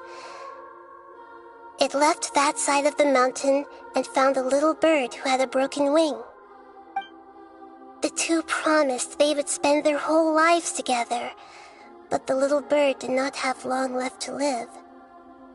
It passed away soon after. After burying the bird, the kitten left the mountain for good. Never again would it cherish a single creature, nor a single blade of grass that stood on that mountain. The kitten spent the nights wandering aimlessly, gnashing its teeth at the moon. How it wished to swallow the moon and devour the moonlight. If the world could only return to darkness, then it would finally be peaceful and content. I will become the new moon, the answer to everything. Then, no one will know that there were once birds, foxes, and cats in this world. And no one can know that they were different.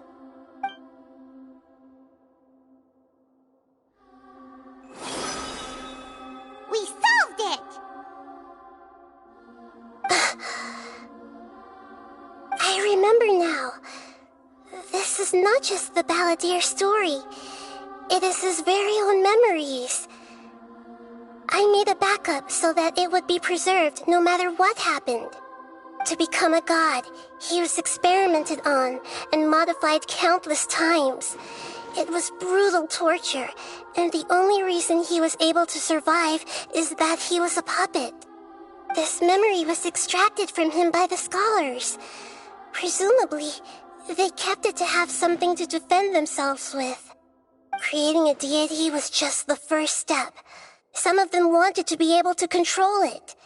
That's why they backed up his memory for later use. I buried it deep inside one of my own dreams, and then hid it inside an allegorical story so that it wouldn't be altered. It's hard to believe that this person really existed, let alone that he tried to get rid of us on more than one occasion. Paimon has no memory of him at all. He completely vanished like a puff of smoke. The Balladeer agreed to help me look for information about the Descenders, and although he was unsuccessful, he still helped you. Before he vanished, he confirmed an important detail, that Conria was where your twin first came into this world. We still don't know how the change to Irminsul will affect the senior ranks of the Fatui, but in all likelihood, they won't even remember their own Harbinger. It sounds like Paimon wouldn't like this guy a whole lot if he was still around. But still, Paimon doesn't like the way it all ended that much better. This is why wisdom alone cannot answer all our questions. We look, we see, and we comprehend, but the question still troubles us.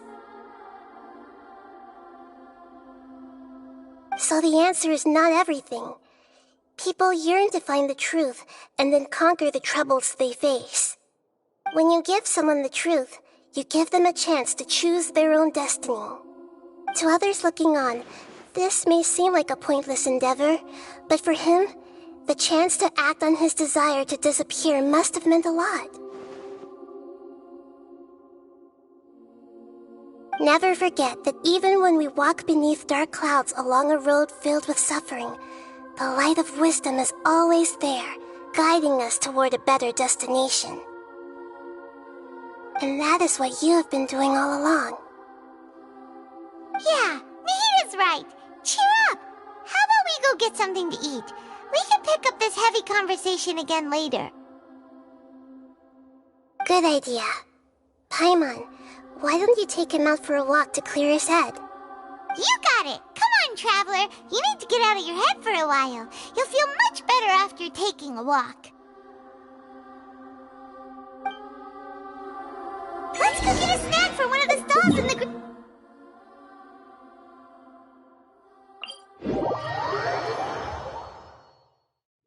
It must be really tough being the only one who remembers all that. But Paimon's always here to help cheer you up.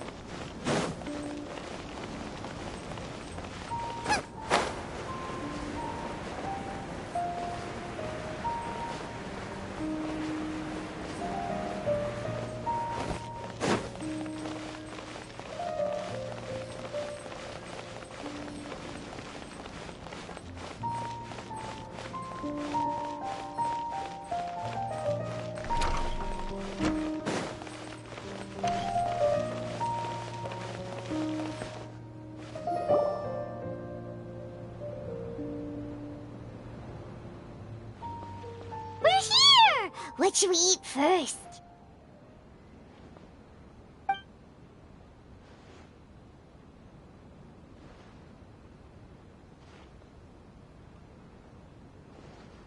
Hey, are you gonna answer or what?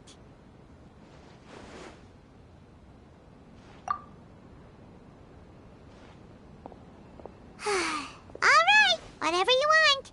Well, Paimon will be right here when you figured stuff out. Then we can get something to eat.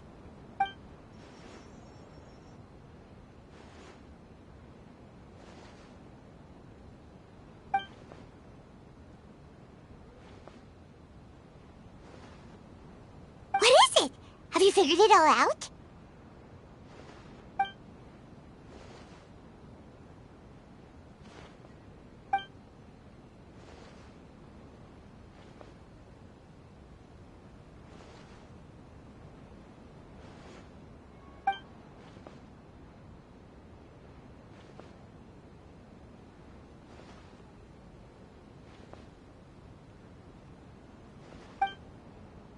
Why'd you jump up all of a sudden?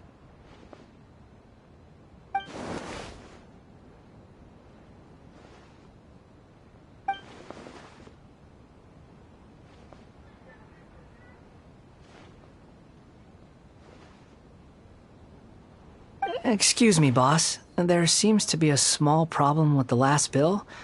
Look, here.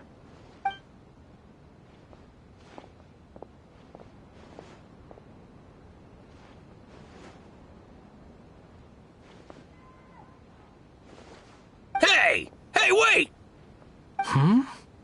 You mean me? No, not you. That kid! Didn't you see? Little rascal grabbed my last 2 fresh Sunsettias and ran off. Look, if you're gonna help out here, you can't keep spacing out, okay? What is it? Work's too boring for you? Or has the big city got too many distractions? I wasn't paying close enough attention. Sorry, boss. I think you're right. Maybe it's the city. It's so exciting. It can be hard to focus. Who's that guy? You know him or something? He's who? You're a strange one, kiddo. You say you don't want any money for helping out here, and then when I actually give you some work to do, you keep letting yourself get distracted. I don't want to take advantage, so I'm happy to pay you what I'd pay anyone else. But if you keep acting like this, pretty soon I won't be able to afford to. No, please. I mean it. You don't need to pay me anything. I'm just so thankful you agreed to take on an outsider like me. You're welcome, I guess. But I got bigger things to worry about. Look, we're all out of Sunsettias, and I promised the lady down the street I'd deliver a fruit bowl this evening. Leave it to me. I'll find some more. Just a moment. I'll be right back. Stop. I'm gonna level with you, kiddo. I've never met a worker who said they didn't want a wage before. And at first, I got greedy. Couldn't believe my luck. But I figured you'd start asking for something in return eventually. You don't want money. You don't take days off. And in your free time, all I see you do is wander around, taking in the sights. Are you a a drifter or something? That's right, I am. We can talk more about that later. First, let me get those fruits you needed. Sunsetius, was it? I'll be right back. Hey, what do we do now? Okay, stay out of sight. Don't let him see you.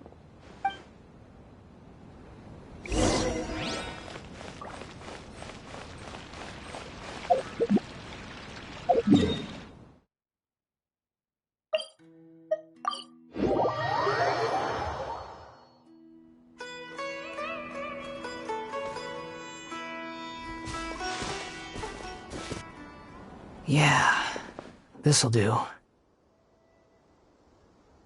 though you say he's the balladeer, what are we planning on doing? Stealing his Sunsetius? Isn't that a bit too cruel? Oh, all right. This should be enough. Guess I should wash them before I take them back.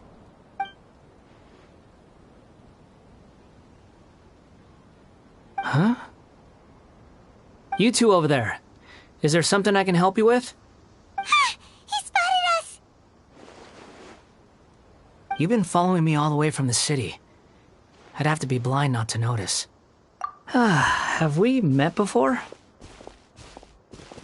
No, we haven't met. But you know me? I have no recollection. Are you absolutely sure? Sorry, but I just can't take your word for it. A puppet? What makes you think that? Huh? You were right! The look on his face! I guess you do know me after all. That is not something I share with a lot of people. Look, I'm just a wanderer. But seeing as you've gone through all this trouble to track me down, I'm sure whatever it is must be important. Okay, but please let me deliver these goods to my boss first. Are you really working for that guy? He said you don't want any more for it. Is that true? Yes, I ran into him out in the wilderness during a storm, and he let me take shelter in his cart. In return, I said I'd be his helper for a while. That's oddly nice of you. Let me take these back. Then I'll come with you, okay? Then let's return to the city.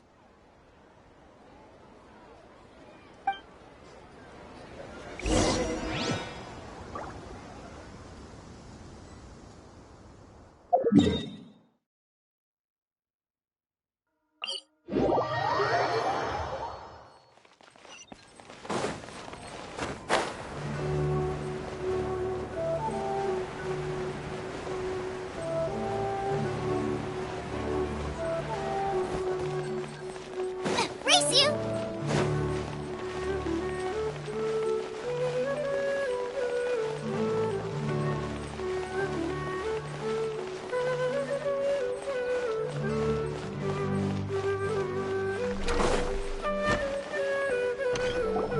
Here you go, boss. I'll leave them right here. Oh, you really went and picked some more. Who are these two? Something's come up, and they need to borrow me. Sorry, boss. I'm afraid I'll be away from the stall for a while. I was just about to pay you anyway. Go wherever you want, kid. Don't waste your time here. What? I get it, okay? You just wanted to help me out, to thank me for giving you shelter from the rain that day. Even then, I don't understand why you're so adamant that you don't want any pay for it. But look, it was pouring down, and there you were, sauntering along without a care in the world, like you had nowhere to be and didn't even care that it was raining. Imagine you were me for a second. It's a little weird, right? Why is this guy traveling during a rainstorm if he's not trying to get somewhere? And why is he taking a shortcut through the open country if he's not even in a hurry? But anyway, taking you in didn't put me out even slightly. You don't owe me a thing for it. Certainly not all this. Your time is valuable. You know, you should go live your life. But I don't...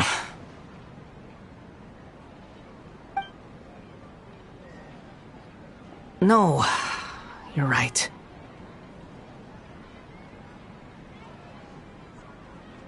Then I suppose this is where we say goodbye. Thank you again for taking me into the city. Don't mention it, kiddo. I've run into all kinds of characters over the years.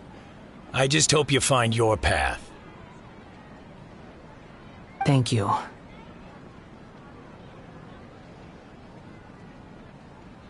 All right, done. Thanks for waiting for me.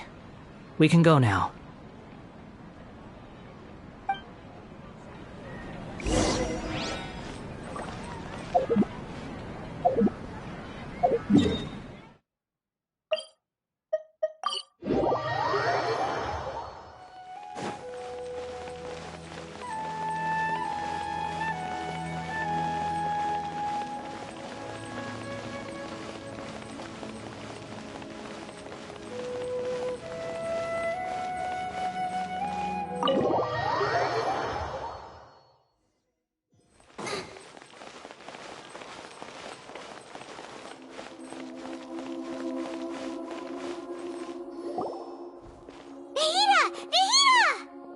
What's wrong? Huh? Are you? Hello. I do apologize for the sudden intrusion. We found this guy in the street, but he doesn't seem to remember anything. So, yeah, quite an eventful walk.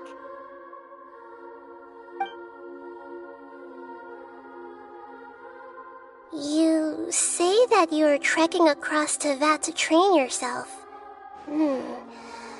Many other Inazumans who describe themselves in this way call themselves Shugenja. Why do you refer to yourself as a wanderer? Well, it seems more relevant in my case. To me, it sounds like a plant with no roots. But these two claim that they know me, and that I have a hidden past unknown even to myself. I wouldn't call it the past, but rather... this is a difficult one to explain. I don't like to rely on using terms like this often, but in your case, it seems that it ought to be called, previous incarnation. Oh, like a past life or something? Yes, something far more distant than the past. So far away that you cannot perceive it. Okay, I have to ask. What was I like in my previous incarnation?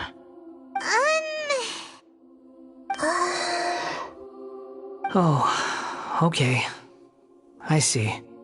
You want to tell me, but you can't bring yourselves to say it. Looks like I didn't have the most wonderful existence in my previous incarnation.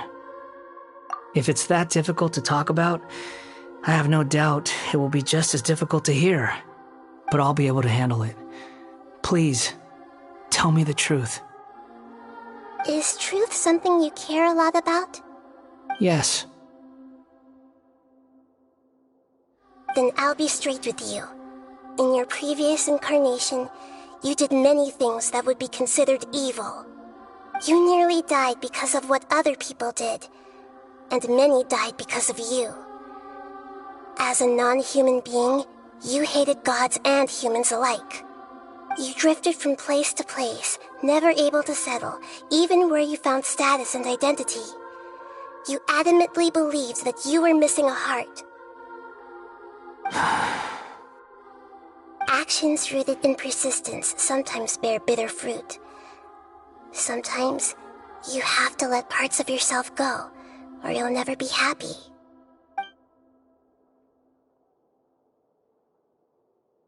I gave everything I had, but it barely changed history at all.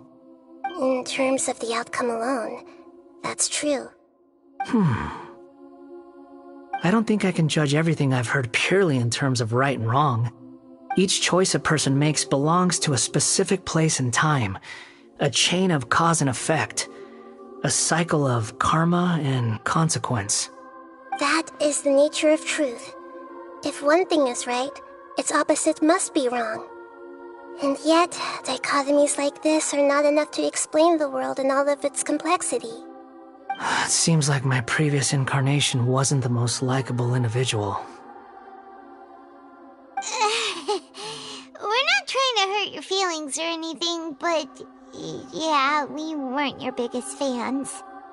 If we were enemies, why are you trying to help me find the truth?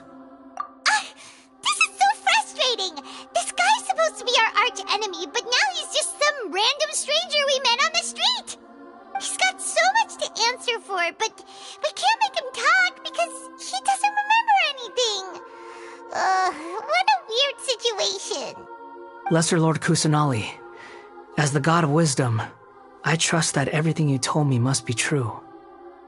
Yes, it's all true. I can even show you the memories themselves, if you're willing. Please, I want to see them for myself. I want to experience my own transgressions. Even though it will cause your present self great mental anguish? I'm just a puppet, with no heart and no name.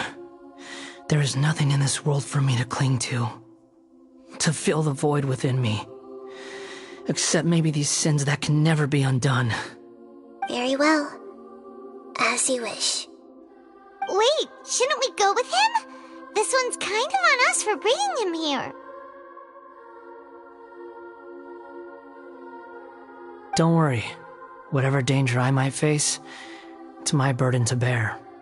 Traveler, could I ask you to supervise him on my behalf? Oh, good point.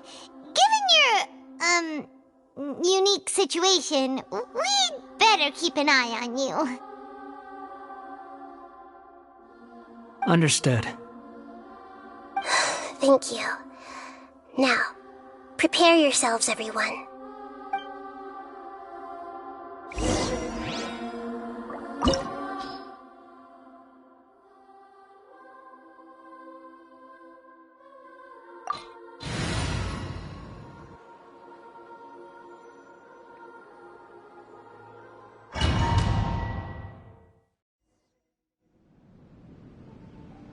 This looks like Inazuma. Right now, you're in a dream I created using information extracted from your memories. These memories will show you the raw truth, but be aware that enemies may react just like in the real world. Please be careful. Sounds like an immersive experience. It's a good thing we came along.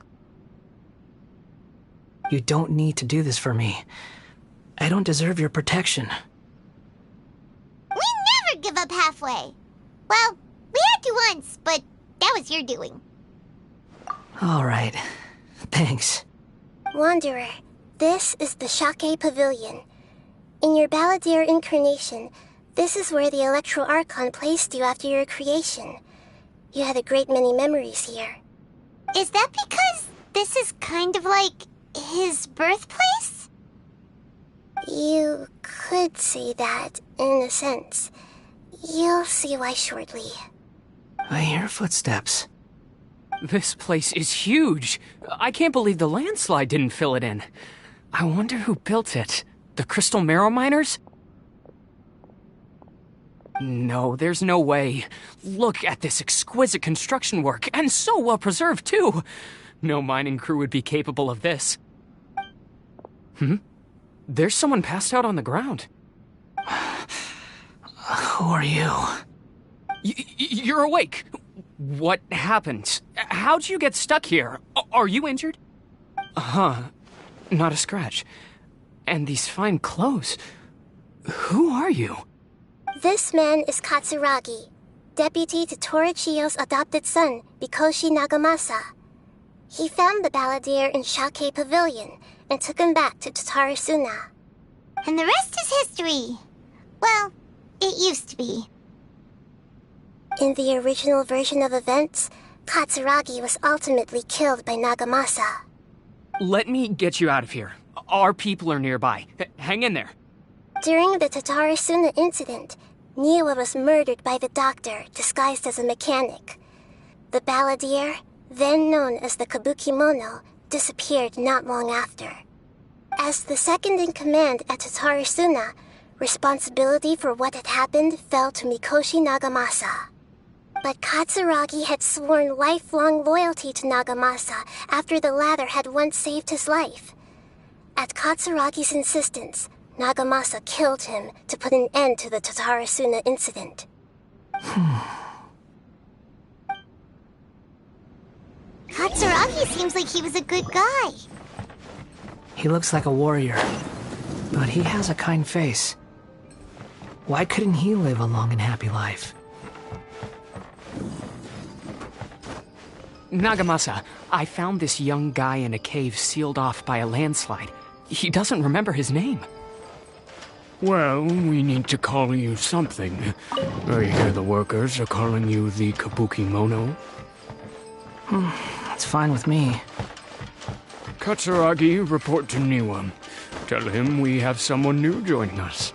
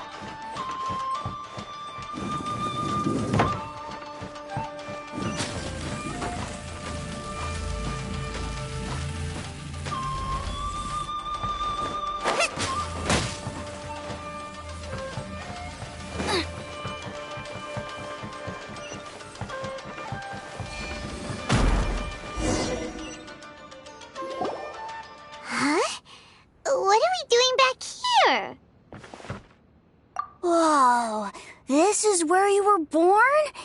It's pretty. But there's nobody here. I was abandoned, like you. I lived here for a while at first, but there's nothing for us here. We can't stay. Okay. I heard my mom and dad used to make swords, but the factory manager died, and then my dad got sick.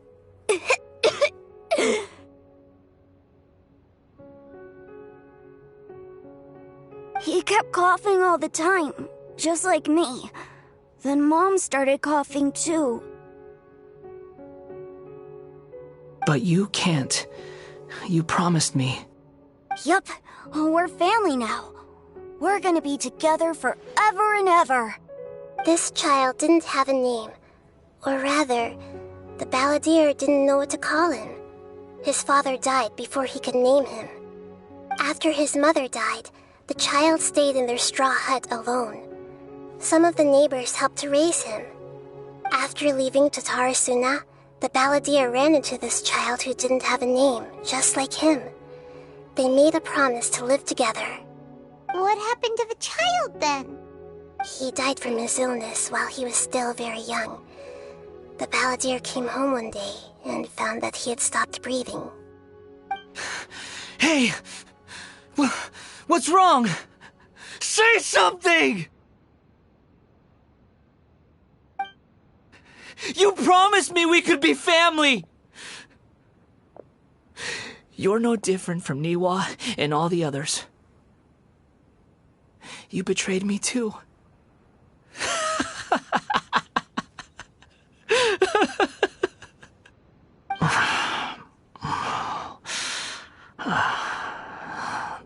The voices have gone. It looks like the memory ends here. Let's keep going.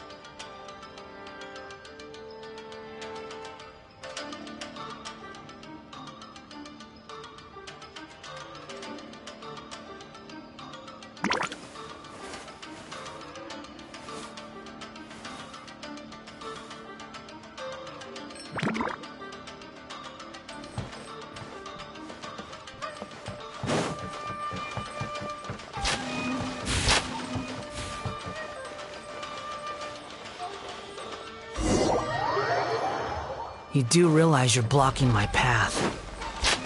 I come not to obstruct you. I have been waiting. Here comes what you are truly is a weapon. One that could be wielded with an iron will. Or you could continue to drift aimlessly. Are you trying to win me over? Long-fated rebellion has begun. Why not take your place at the banquet and join those who shall feast? Miscalculated.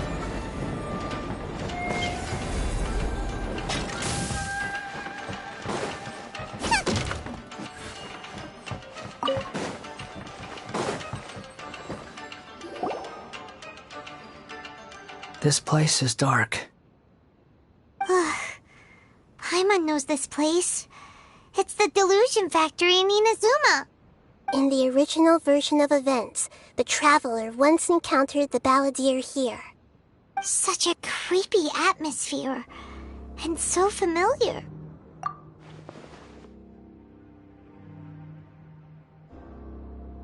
Hey, look over there! Well, well, my fair lady.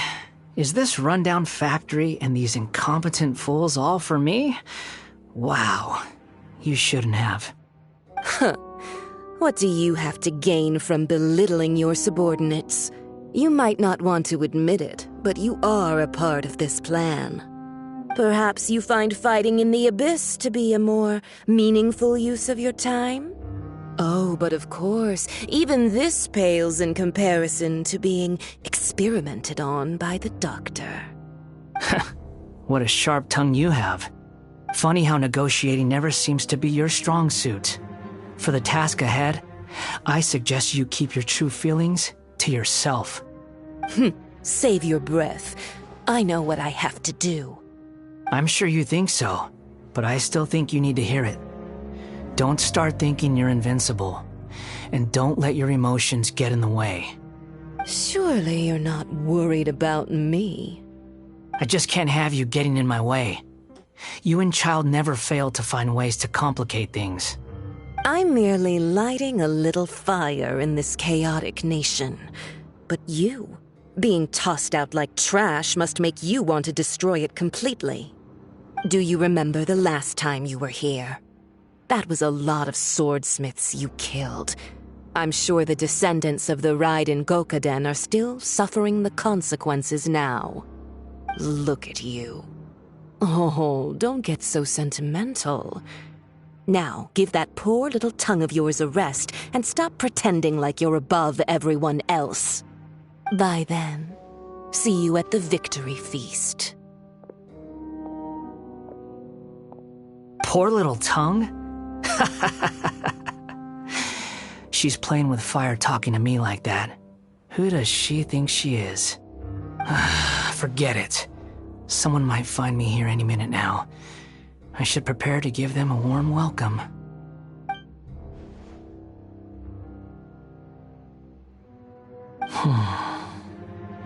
The plot does not end here. There is more of this story to come. Wanderer, are you able to continue? Yes. Please don't worry about me. Why are you staring at me in silence?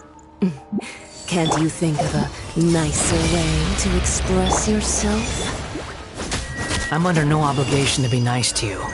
Besides, I thought nothing mattered to you except results in your own interests. Isn't that right, witch? Muddle-headed puppet. You're only number 6 because you can take more abuse than other humans. Do you really count that as an asset? You're about as much fun to be around as a raging inferno. But before we murder each other, it'd be best if we finish our duties.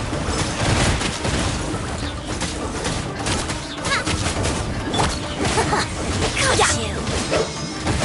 Oz, reveal thyself! Are you here to play with me? The more You're toast! No escape! Everybody stand back! Midnight Phantasmagoria! Blink! Mein Fräulein!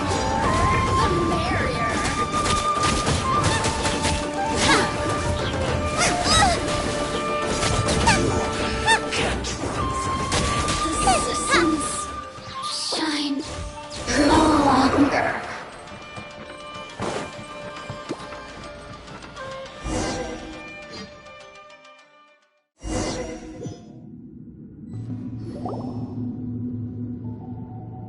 Looks like we've arrived in Sumeru.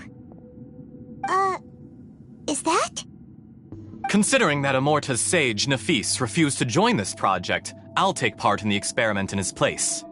Welcome. I look forward to a fruitful collaboration. When do we start? You seem impatient. You should know that becoming a god is far from a trivial affair. The biological transformation is a lengthy process. As such, I too would recommend that we commence as soon as possible. In the event that a successful connection is established, his body will become permanently bound to the machine, and he will be unable to move independently of it. Nothing worse than what I've been through before then, Doctor. You were the most resilient test subject I ever came across. Thanks to you, I was able to garner a great deal of information. Alas, after that, you were under orders to remain in the abyss. We barely saw each other, and it became difficult to further refine the knowledge I had gained. That was gracefully worded. Ever wonder what they think if they knew that nothing matters to you, apart from your crazy experiments? I suggest you speak to me in a more respectful tone, Scaramouche. The mere fact of your utility does not make you indestructible. The doctor again? That was uncomfortable to watch. That person gives off a very sinister energy. It's normal for him to give you the creeps. He scares the bejeebers out of Paimon. Let's move on.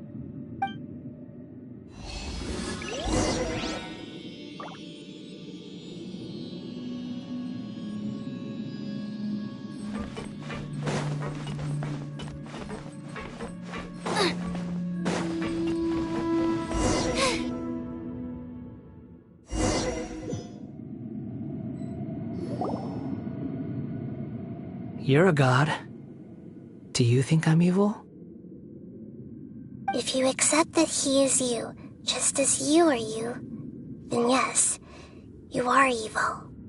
In your eyes, are there any differences between humans and puppets? Do you think there are any differences between your present self and your previous and future incarnations? If not, then what are the differences between humans and puppets? Whoever has tasted the joys and sorrows of life in the human realm is human. Whoever has loved and lost, cried with grief, howled with rage at the tragedy of death that eclipses the miracle of life, they are human too. I've seen enough of my past. If possible, I'd like to reclaim the sins that are mine to bear. No matter the consequences, I won't run from blame or punishment. Whatever I am due, let it come to pass. Can you return my memories to me? Huh? But won't that mean you'll lose your current identity? I've always believed that human lives follow a set of rules. with each person being a collection of past experiences. As a puppet living in a human world, my life is subject to the same rules. Regaining your memories means reverting completely to your previous incarnation. All the emotions that you discarded will return to you. Are you sure you want to do this? I've lived with a void in my chest my whole life. My creator didn't need me. And ever since I awoke, I've just drifted from one place to the next. But then I met you. And I finally realized that reclaiming my missing sins might be my one opportunity to become my true self.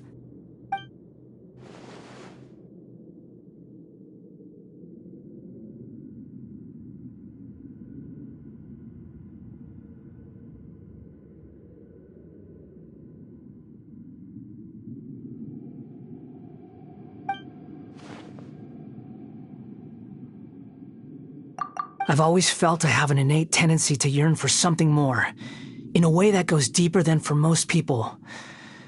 But for all my soul-searching as a Shugenja, I've never fully understood it. Looking at it now, it seems that I brought this curse upon myself. So I beg you, grant me this opportunity to gain a purpose, to change my destiny, and end my wandering. Very well. Since your mind is made up, I will return to you that which is yours.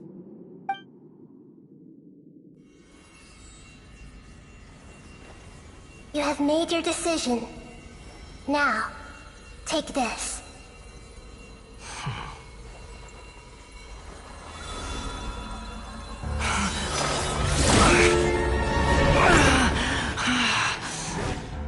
Set him free.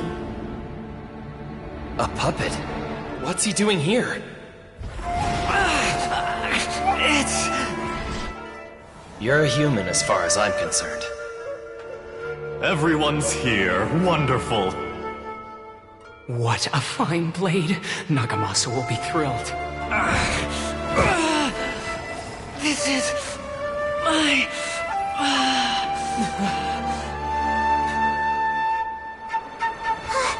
Is he alright?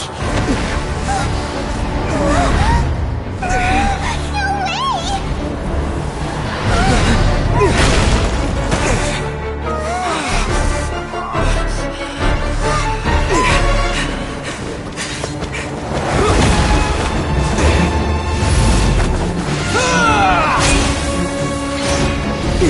way!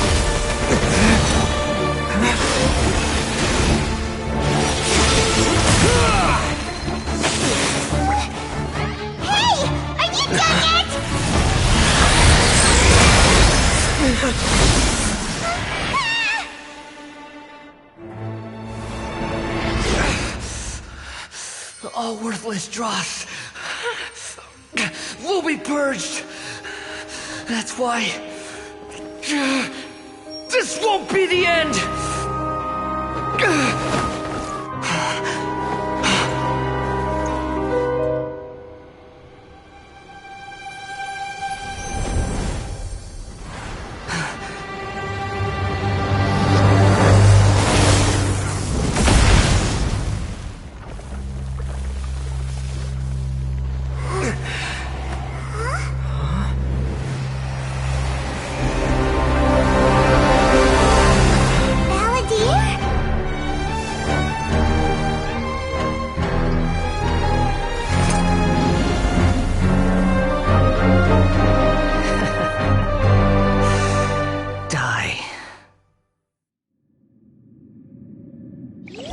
This is trying my patience. Have you got all your memories with me?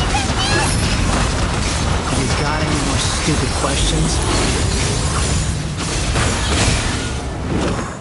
Be more human!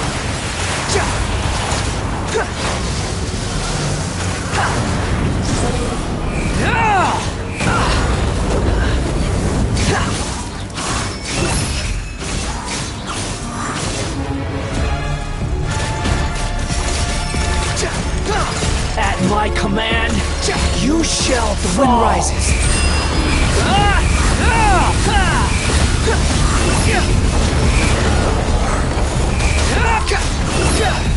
Know your place. Insignificant past!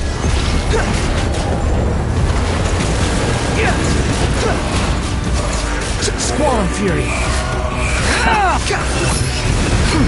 You're dead. My endless cycle just begins.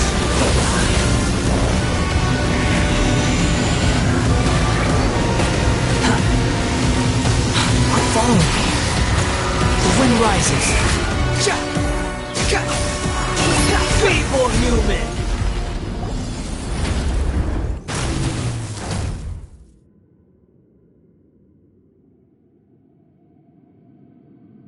Imbecile! Get out of my sight. It disappeared. Did we win? What did you expect? I'd never lose to that. There's the tone of voice again. You're definitely back to your old self. Wait, but it was you inside that thing too. What have you got to be smug about? Sorry. I'm harsh on myself and everyone else. Just the way I am. You sound like you're concerned about me.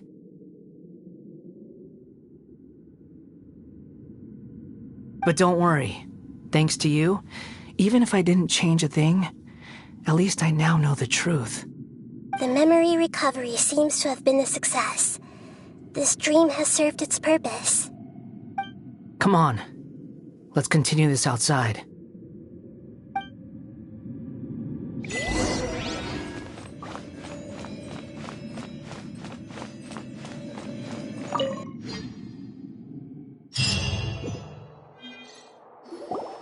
Welcome back, Traveler, Paimon, Balladeer. It feels like we just went on a really long journey. Paimon's exhausted. You don't like being addressed by that name? It's fine. But I was just thinking, I should probably change it. After learning about everything the doctor did, there's no way I can carry on using a name connected to him. I'm not planning on returning to the Fatui, and they wouldn't take me back anyway. Recent events will have affected a lot of people, and they might not even remember who the Sixth is. So, you're quitting the Fatui for good? It's like you said, Lesser Lord Kusanali. Everything may look futile, but it wasn't completely meaningless. At least I made a lot of people forget about me. But that doesn't mean your own past has disappeared. Of course. And your main goal, for which you gave up everything you had, you weren't able to achieve it. I hope you can see and understand that. Changing the world, changing the past, changing the fates of other people, these are not simple things to accomplish. What you are looking for is complete annihilation. But this is just a fantasy. Even if the Balladeer is removed from existence, the world will not heed your will. Indeed. How ridiculous. Do you regret doing all that when you've gotten so little in return? Even if I'm completely worthless, there's nothing in the world worth regretting. Lesser Lord Kusanali, you purposely left that information in Irminsul, didn't you? Yes, and I took pains to make sure that you'd acquire that information naturally. Why would you go to such lengths? You trying to win me over too? In all honesty, your past experiences have made you a useful asset to Sumeru and to me. Winning you over was indeed a part of my plan. But before that, I wanted to tell you the truth about your past. If all I wanted to do was use you, then I'd be no different from the doctor. Very clever. I guess you could say that's one of my virtues. Utility to others is what gives me worth. So if embracing my sins is what it takes to make me useful again, so be it. Oh right, I almost forgot. You're the good guys. You're into justice and all that. Sorry if I have a slightly different perspective on things, but I don't feel like I've been duped. The wisest leaders are fated to end up with the best helpers. I can live with that. I'm glad you're able to think of it in that way. Traveler, in the future, I'll continue to search Irminsul more deeply and see what secrets can be uncovered, including the beginning of your twins' journey recorded in Irminsul. What exactly happened before and after that point? I want to know as well. I will try. Traveler. After I dove into the information torrents in Irminsul, why did you go to Inazuma? So that's how you found out whose fate had changed. And how? Well, whatever your reasons, you did me a favor, and I'll do everything I can to pay it back. Borrowing and returning are the only real relationships between individuals. I'll balance the books one day. Don't you worry. That's not true. A relationship between two people is not simply a ledger that can be reset to zero. I think deep down you realize this. People who show up in your life don't just evaporate like water drops and leave nothing behind. There is no such thing as balancing the books. Some things in this world can never be brought back, and they can never be changed, which is why there is emotion in the human world. Everything that you feel is real and lasting, and whatever is missing in you will not be made whole. To be human is to live with imperfections. You can choose whether or not you want to be human. But humans can't live without a heart, can they? Anyway, I gave up trying to become a human a long time ago. You understand what pain is perfectly well, even without a heart. You're just bearing your feelings. The past is set in stone, but you can keep moving on. And the longer your future lasts, the shorter your past will become, until one day, it is but a tiny fraction of your life. Sounds like you've got a future planned out for me. Everything's ended up being pretty darn complicated. Paimon doesn't even know where to start, but the most important thing now is that you need to follow Nahida. Otherwise, all our efforts will have been for nothing.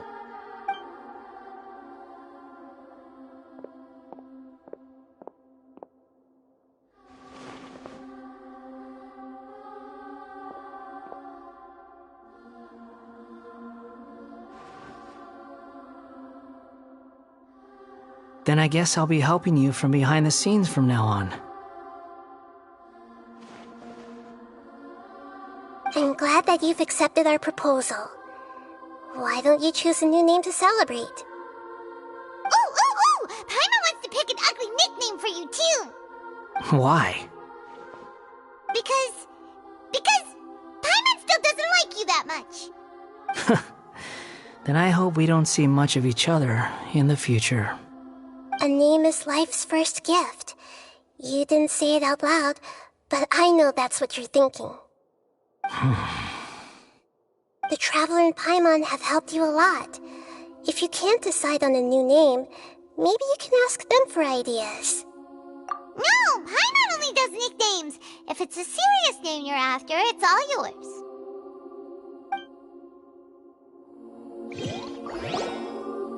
Have you got anything?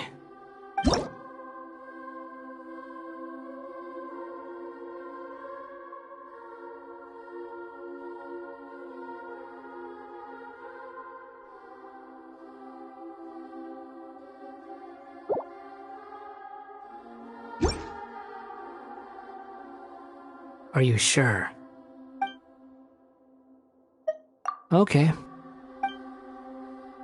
Have you got...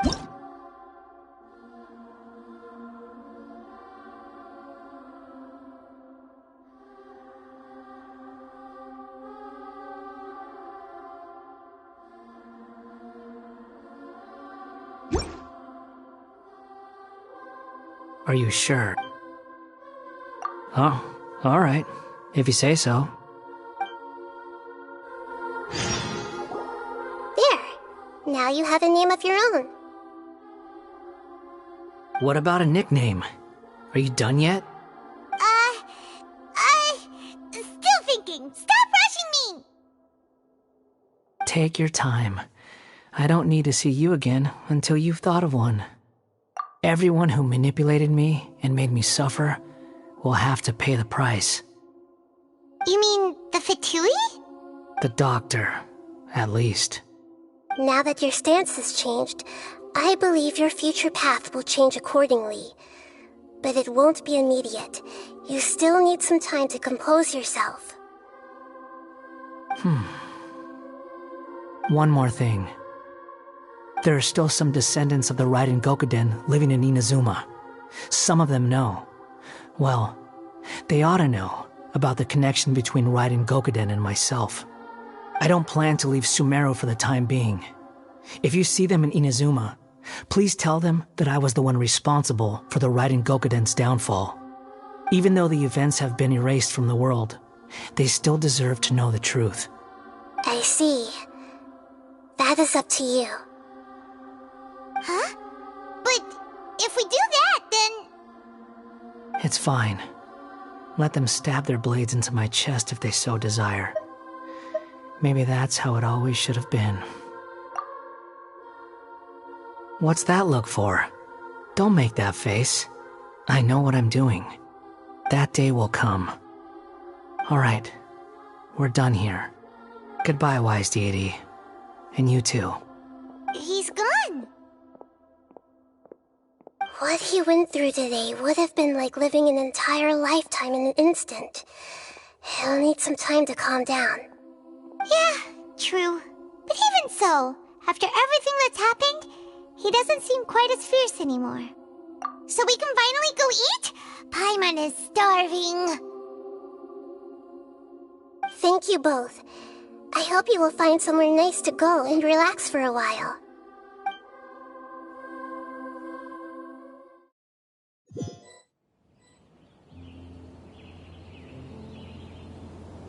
I've got it! I can end my novel with some words from Mikoshi Nagamasa. You mean because everyone else in the story is dead?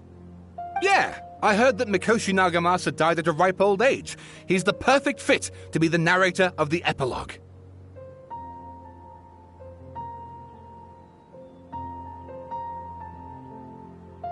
The dark clouds had dissipated, but they continued to cast their shadow in Mikoshi Nagamasa's mind for decades to come.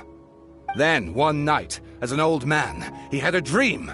On the night when that prized blade, the Daitatara Nagamasa, was forged, the people rejoiced, and there was painting, dancing, and drinking.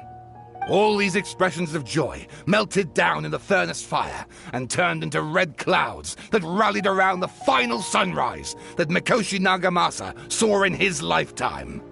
Life is a story too long to be told, a journey that you must walk to behold.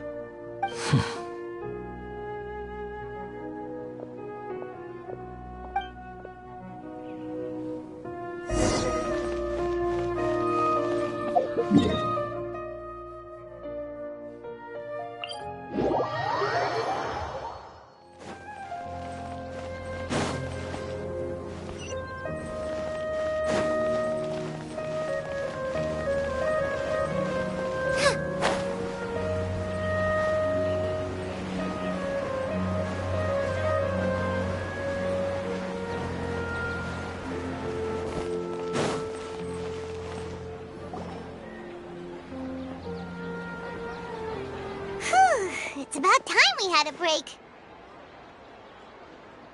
As soon as you stop, all the tiredness and hunger comes rushing back. Wow, great! Huh? Look at the vase. Did someone break it while they were cleaning the room or something? Like, Paimon doesn't remember there being a cleaner.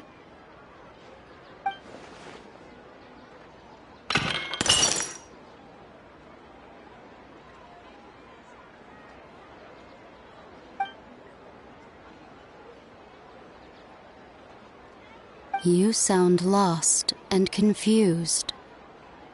I know why you are troubled. Any who knew of this would find their mind overwhelmed. Huh? Is there someone here talking to us?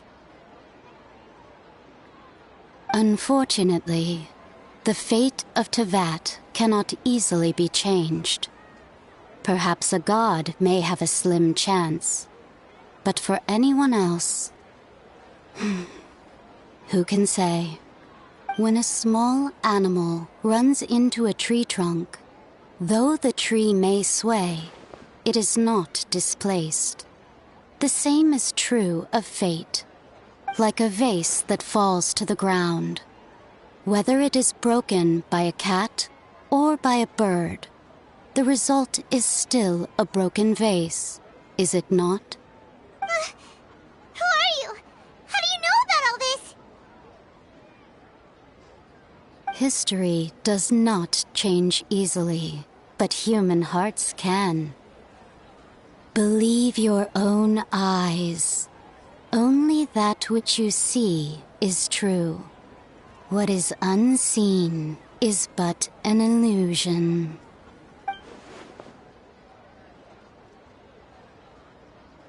The voice has disappeared. And who the heck was that? And what were they doing coming out of nowhere and saying all that scary stuff?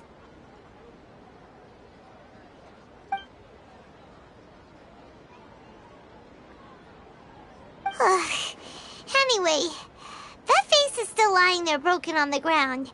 Should Paimon go get someone to clean it up? It feels wrong just leaving it there. Just a moment. Paimon will be right back.